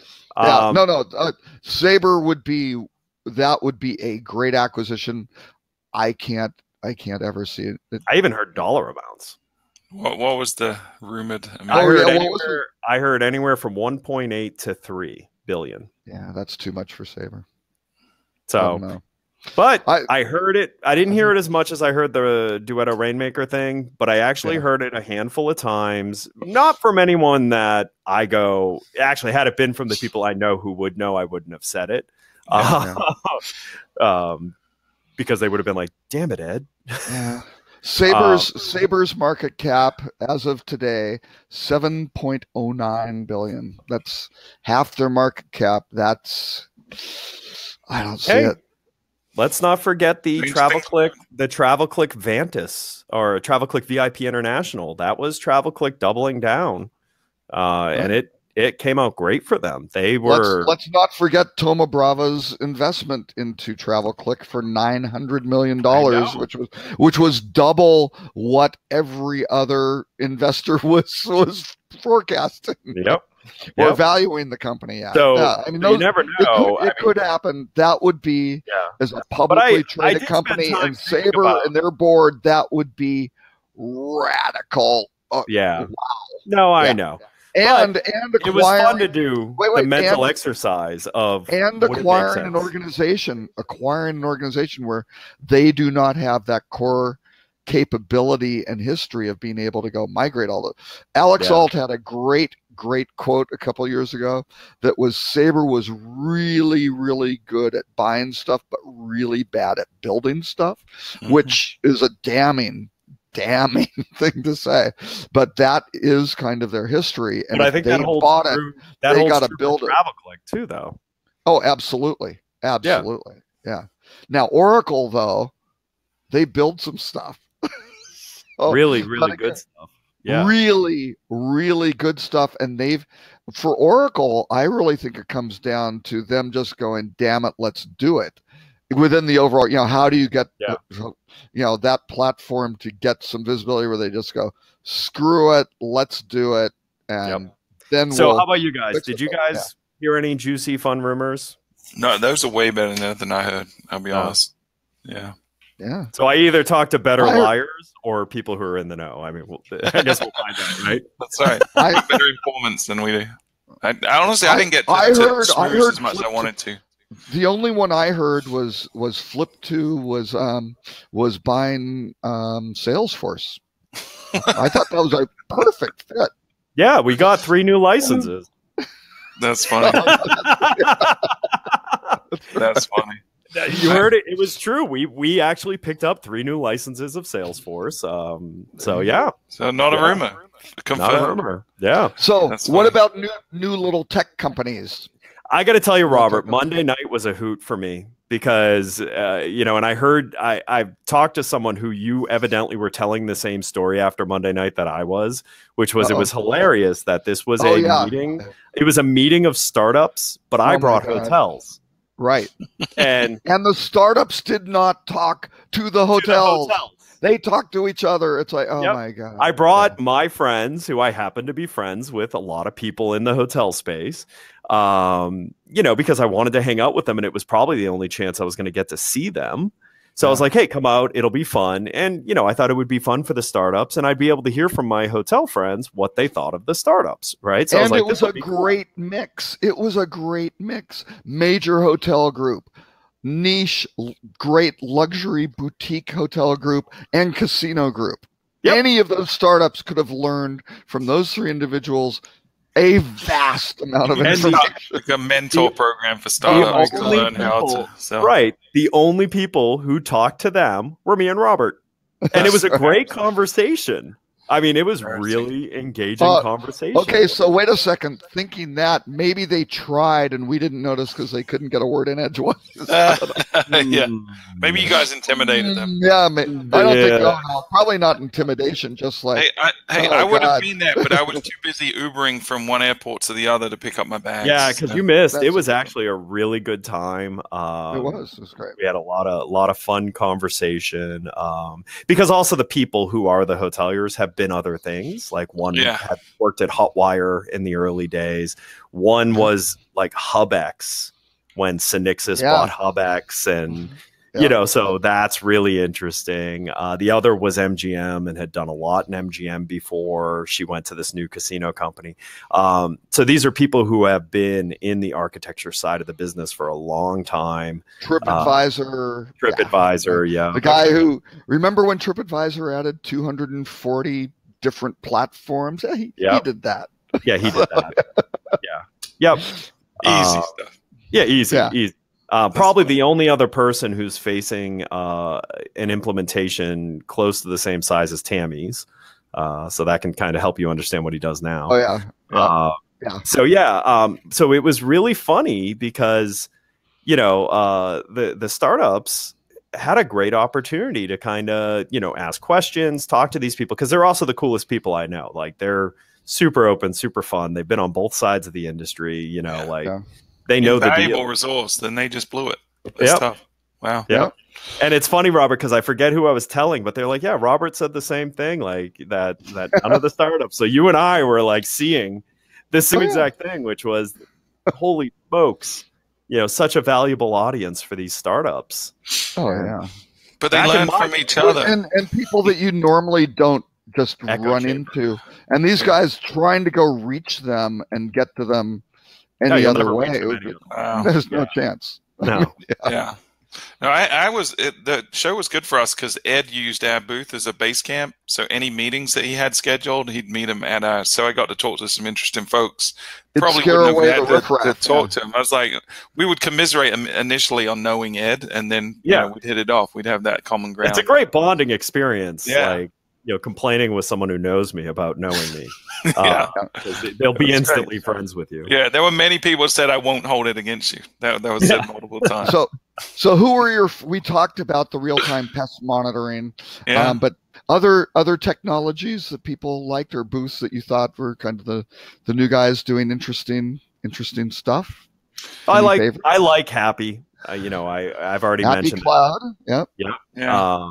you know, I'm bullish on them. I really like, and I've known about this before this show, but I really like where Navis is going on their data warehousing and data cleansing and all of that. I didn't have a chance to talk to them. They were, And it's Yeah, really- I had a good talk with a couple of folks from there, and we've had, you know, a pass with them, but I think we're going to be reevaluating and seeing how we can integrate more with Navis, because they're definitely, I think they fixed a lot of the challenges they had, and they're doing some interesting stuff for sure, especially on the data side. Yeah. You know, so that was fun. I didn't have a lot of time. I actually had a lot of appointments. And you know, it was kind of a wake up that, well, maybe not having a booth makes sense. And this is something I want to talk to Frank about. Frank needs to create another type of exhibit, because there's a lot of people there who can't justify a booth. Yeah. Right. You know, could spend something to be able to take legitimate like meetings and maybe do some marketing around it. Mhm. But it's not the $10,000, $15,000, $20,000 it takes to be there. Well, it's weird. There was one that Snapshot. Dave Turnbull was there, and he had a couple people, but they didn't have a booth, and he was in some sort of show partner. And I don't know exactly. I saw that. They were on the app, but because I want to They were go on talk the to app them and after everything, but they didn't I have a saw booth. the announcement. Yeah. I want to go talk to them, and I was like, well, I don't know where to go. You know? Yeah, I maybe they think were the show. experimenting with something. I have I don't two know. pieces of commentary for Frank, which he's used to. He's known me forever. So as you know, even if you don't ask, I'm still going to tell you something. I think they need to organize the show floor by product categories. You know, because it's really tough. I mean, it's really tough that you have TV vendors completely surrounded by like. It's never going to work, man, because they do this whole lottery system. So the people based on history and how long based you've on been how there. many times long you've been there, you get points, and you get to pick where you're going to be first, second, third rounds. Yeah, it's like a draft. But I mean, the show floor is such a mess now because there's so much tech in this space that you know, like you can't. There's a lot of noise. Yes, the noise to I'll give you signal ratio is not good. You're right. Well, but the I mean, yesterday I had a meeting at 1:30, right? 30 minutes before the show ends. And there were guys that I had to go see. I had to go from 2:19 to like 28:16 back to 16:35 because I literally had 30 minutes. I'm looking at 1 o'clock going, I got to stop by these two bad places. scheduling. Yeah. Well, I probably could have, but you know, but again, you you're sitting there going, I got to talk to these guys. All these vendors who pay all this money to have a booth and don't even like put in their email signature what their booth number is and don't put it on their website anywhere. Oh, wow. I mean, it's such a missed opportunity. Yep. Is that a wipe there, Mr. Ed? But they should have they should no, literally. We actually did put it on the website. It was the day after you said something, but we No, you put it on the website, you do a little screenshot we do direct the game floor with an arrow, we are here sort of Right. thing. I mean that's really helpful stuff. Yeah, and I will say this: we have more foot traffic this year than I've ever had at High Really? Mm-hmm. Wow. I actually Hoteliers? one of the companies I advise has been tracking booth traffic at High Tech for themselves over the years, and they just sent it to me, and I was taking a look at it. This year was one of the better years for them, so it was substantially better than Toronto. Toronto was a dud, man. It was substantially really better than New Orleans, like night and day better than Austin. Right. Only slightly better than LA, which was, so now I'm back to LA and Orlando are the two golden spots. Yeah. Those are always. Well, you say that, they except cover. actually the Austin before LA. So the last Austin was Right. 2011. Right. That was the last, like that was the last high point for them. So everything that they've gotten from High Tech since has been a lesser number than the Austin 2011, which was actually better than the Orlando 2010. But the best one ever for them was the 2006 Minneapolis, which is where it is next year, right? They're going Minneapolis. That was a great show. Yeah, that Minneapolis was when did they move Rock? Because it used to be on the Monday before, and now they always move it. Now it's that kills. Well, and what area are they in? First what area year are they in is the case. Yeah, right. The first year of it was New Orleans, and and I got to be honest with you, that's I will not buy a full exhibit at either until they fix it, until they put it back, because it screws everything up, and it makes it impossible to be a vendor at both shows unless you're a gigantic company that just has endless forces. Yeah, what it did to us was it just created a crunch at the end of the day, because people came out of Rock and wanted to run through the show floor real quick. So we were backed up, couldn't talk to people. Oh, really? Well, no, but that Rock wasn't over. Rock ran until Rock 7 didn't o'clock. end So those people were bagging out probably on the other debate, right? Yeah, the second debate. Yeah, because again, Holly's gone. I heard really negative feedback on the debate, though, of moving people around and stuff like that. It was, I normally don't hear negative stuff, but I heard to the feedback I heard universally, so that Holly wouldn't feel like I was bagging Rock. I mean, because I heard the same like the feedback I gave, I heard it universally about the educational. But I will say the exact opposite of that. In that negative feedback, every one of those people said, however, the exhibitor meetings were fantastic because they were super educational. And so that makes me feel really positive that. Oh, you mean the breakouts? No, the vendors. Just meeting exhibitors. Just the talking to the. And it was solution based selling, not right. Which that makes me feel really good for the fact that maybe everyone is starting to realize they need to up their game and educate this industry. So well, and I think one of the challenges is HSMAI generally tries not to put a vendor on stage, right? They try to keep it all. Such a miss. Yeah, it's such a miss because actually, I got to be honest with you, some of the smartest people in this industry are on the vendor side of the world. Oh, absolutely. Yeah. And you have to have the people. Right? You got to have parameters. Right? You're not promoting yourself. You're not selling. Right. And you tell them we've got an air horn. You start selling. We fire it. You're embarrassed on stage. Everybody laughs at you, and to try, test us. Right? Yeah. And they won't. They'll or you're picking the wrong people to be up there. Right. Which these guys should all know everybody and what they're gonna do. Right. Yeah. For sure. Yeah. But because man, what there about are happy people like Happy Cloud, who's in there getting a lot of folks hopping into the services, layer integration space. SiteMinder, I didn't get into it, but they've announced something. I spoke to them. Snapshot. So you missed that part. I spoke to SiteMinder, and they have their head right about it. That's good. Yeah, I was actually pretty excited about it. We're going to continue looking into it because there needs to be multiple ones anyways. They can't just be one. Oh, absolutely. Yeah. Right.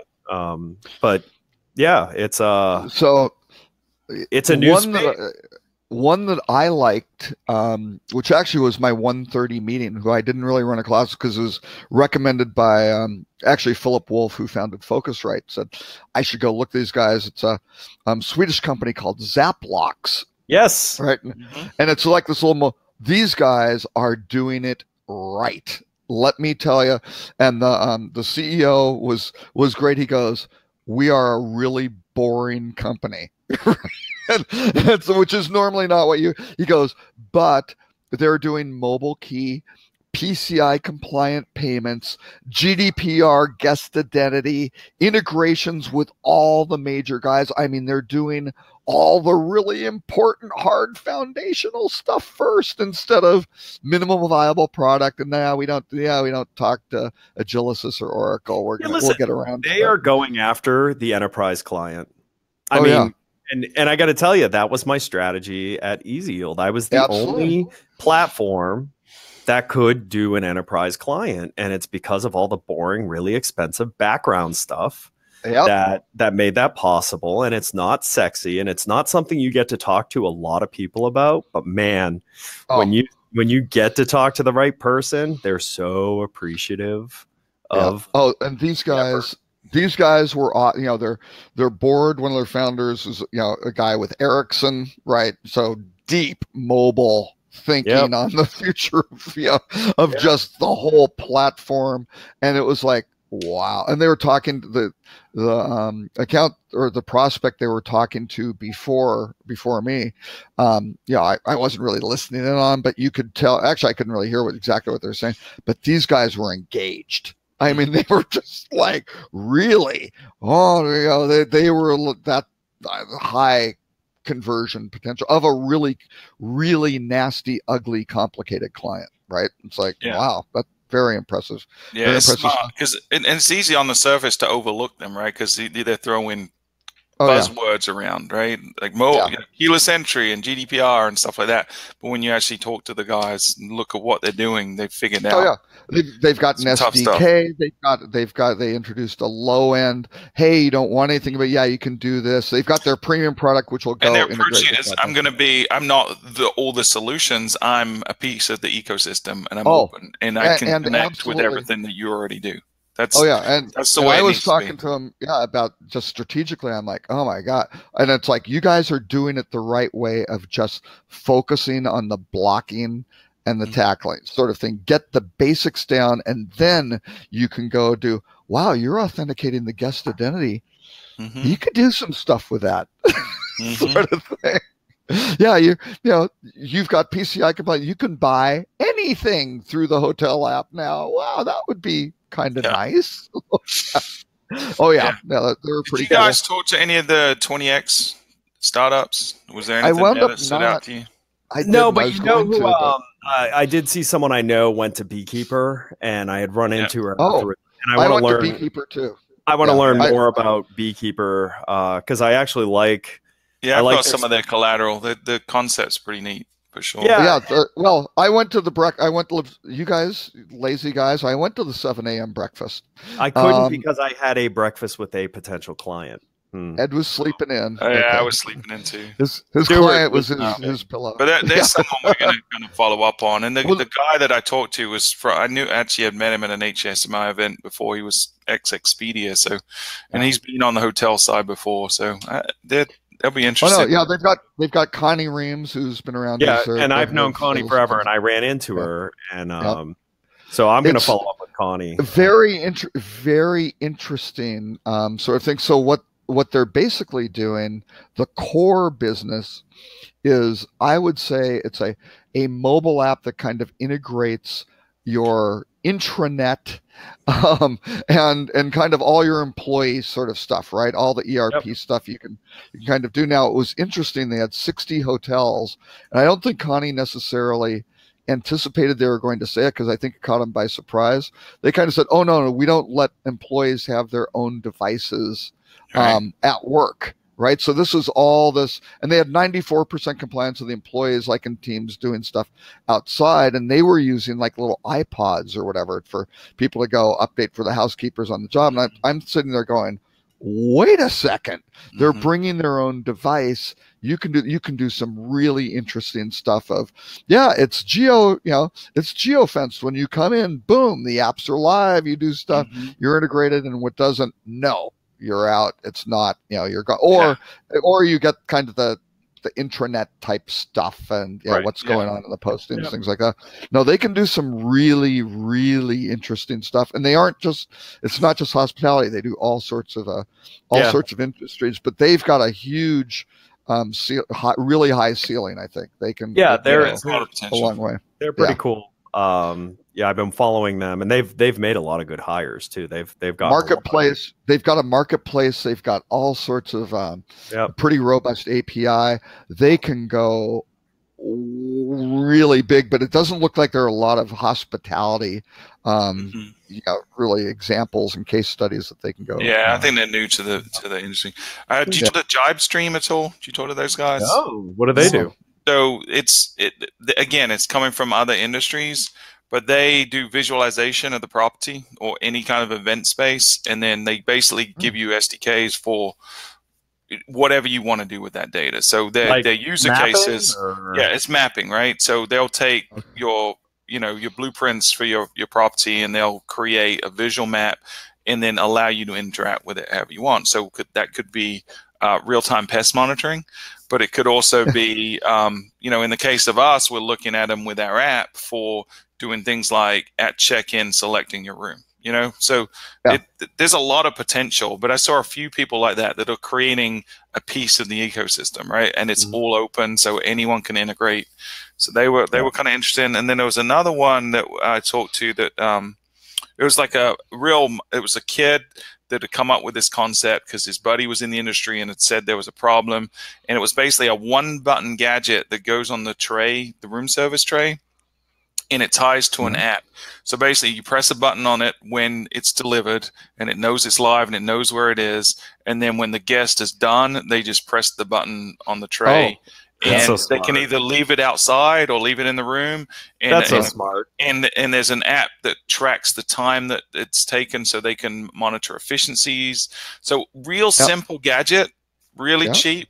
And their business model is smart. So they're not selling it. It's a SaaS model. So you get the hardware and the software as a monthly fee. That's smart. A couple of bucks a month per room, something like that, and it scales based on property size. I love solution-based companies because that'll open the door to them to build other things, and hopefully they do build other things because it's not enough. Right. Like that won't be an investment grade business. And I was asking him about the size and stuff. It was like one kid, he'd hired a couple of developers abroad, they're manufacturing in China. His dad is the sales guy, Nice. A real family run business. But, I need to look up what they were called, but it was, that was one I was just like, that's innovation. That's entrepreneurship. I really like that. And then there was another one I talked to, again, I don't remember the name, but it was like they built skills on top of Alexa for hospitality. So I stood there and I'm like, did you not just see the announcement that Amazon's kind of done this for you?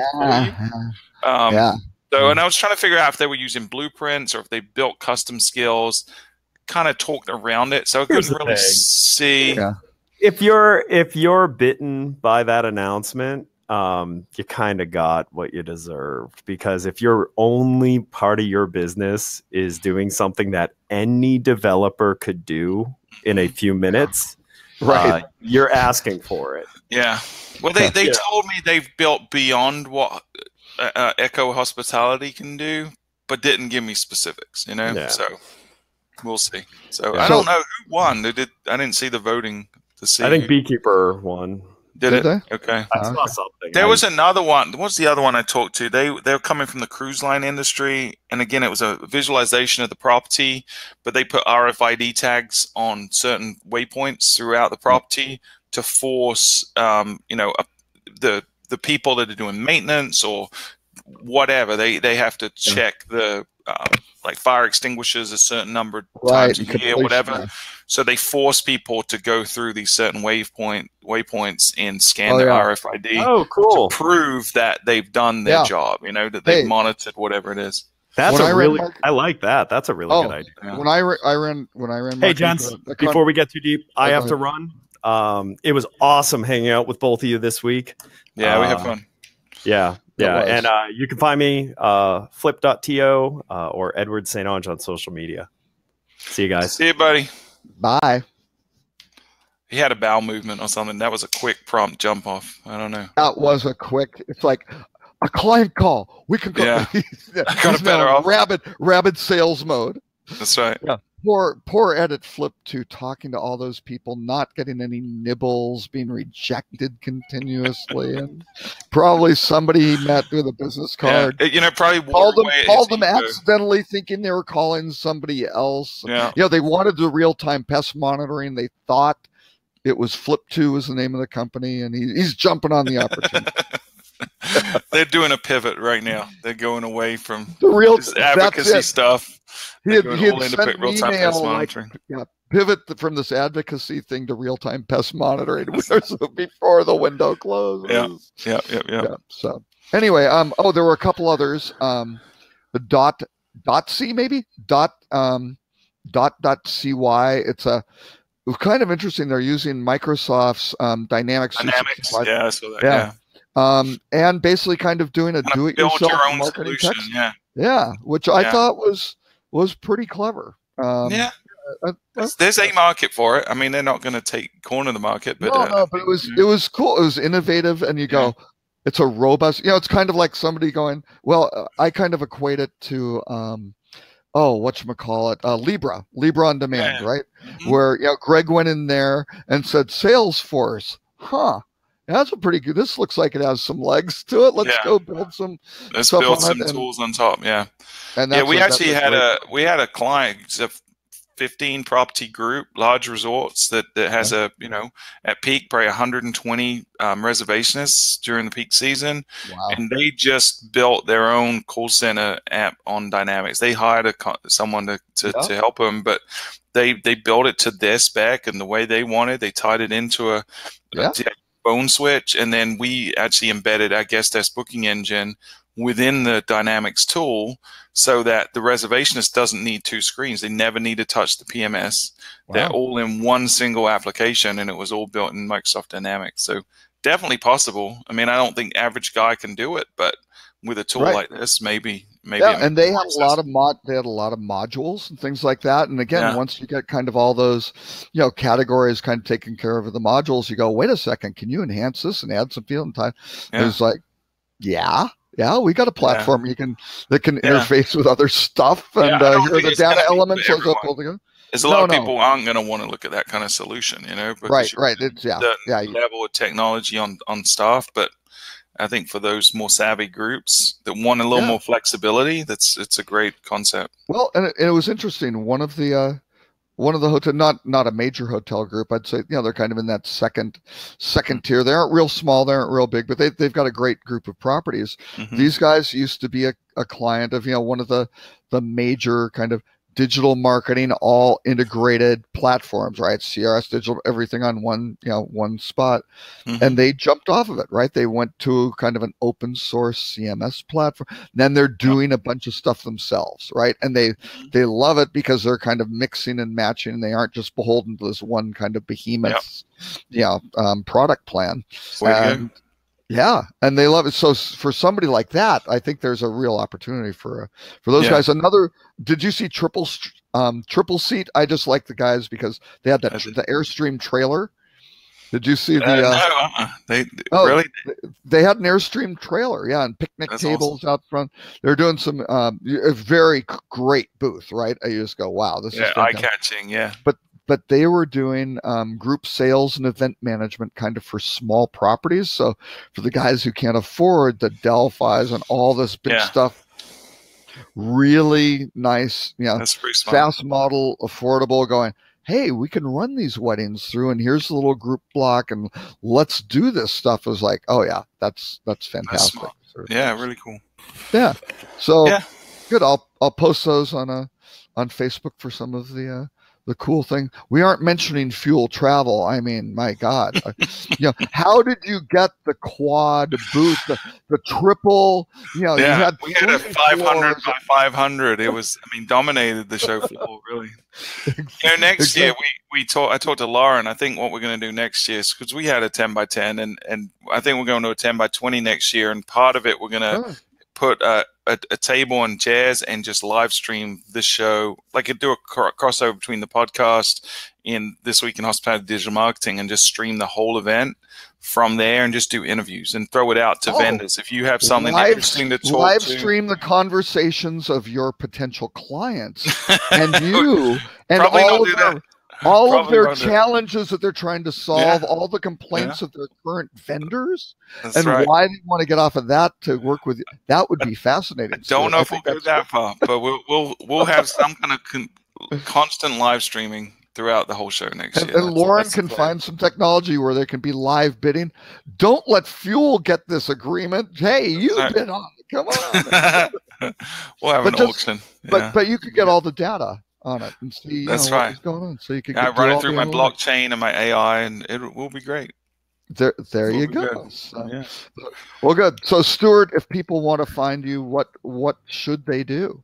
They should go onto the internet, this wonderful invention by Al Really? Gore. Yeah, and they Yeah. should type in fuel travel, and they will Or find just us. fuel, and see what comes up. If you type in fuel, you might get a few red herrings, but if you type in fuel travel or fuel travel You guys aren't trying podcast, to optimize. You aren't trying to optimize. we have your not. search, That's not one of our target just the keywords. high level Type in term fuel. fuel. Yeah, so- I need fuel. That doesn't show us. But if you do fuel hotel, fuel travel, fuel, I don't know, Stewart fuel, that might even work. But yeah, fuel travel on Twitter, fueltravel.com is our website, and then check out the podcast, fueltravel.com/podcast, or wherever you get podcasts. Hey, that's great. And what about you, Robert? Can find me at Robert K. Cole on social media or rockcheetah.com. So Sweet. Well, thank you everyone for listening to the show, watching the show. Hopefully Hey. we did a good job of recapping real-time pest control. One or two. we did. Yeah. Please, the future, and if we only, I can't post Future the link. I hospitality.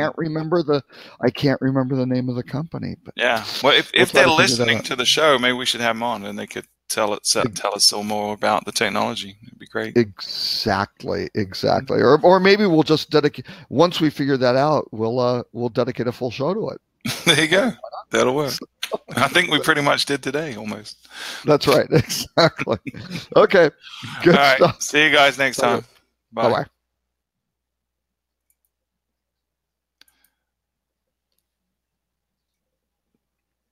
Did you successfully kill the show? I'm trying to figure out how to do it. It's not. I don't know.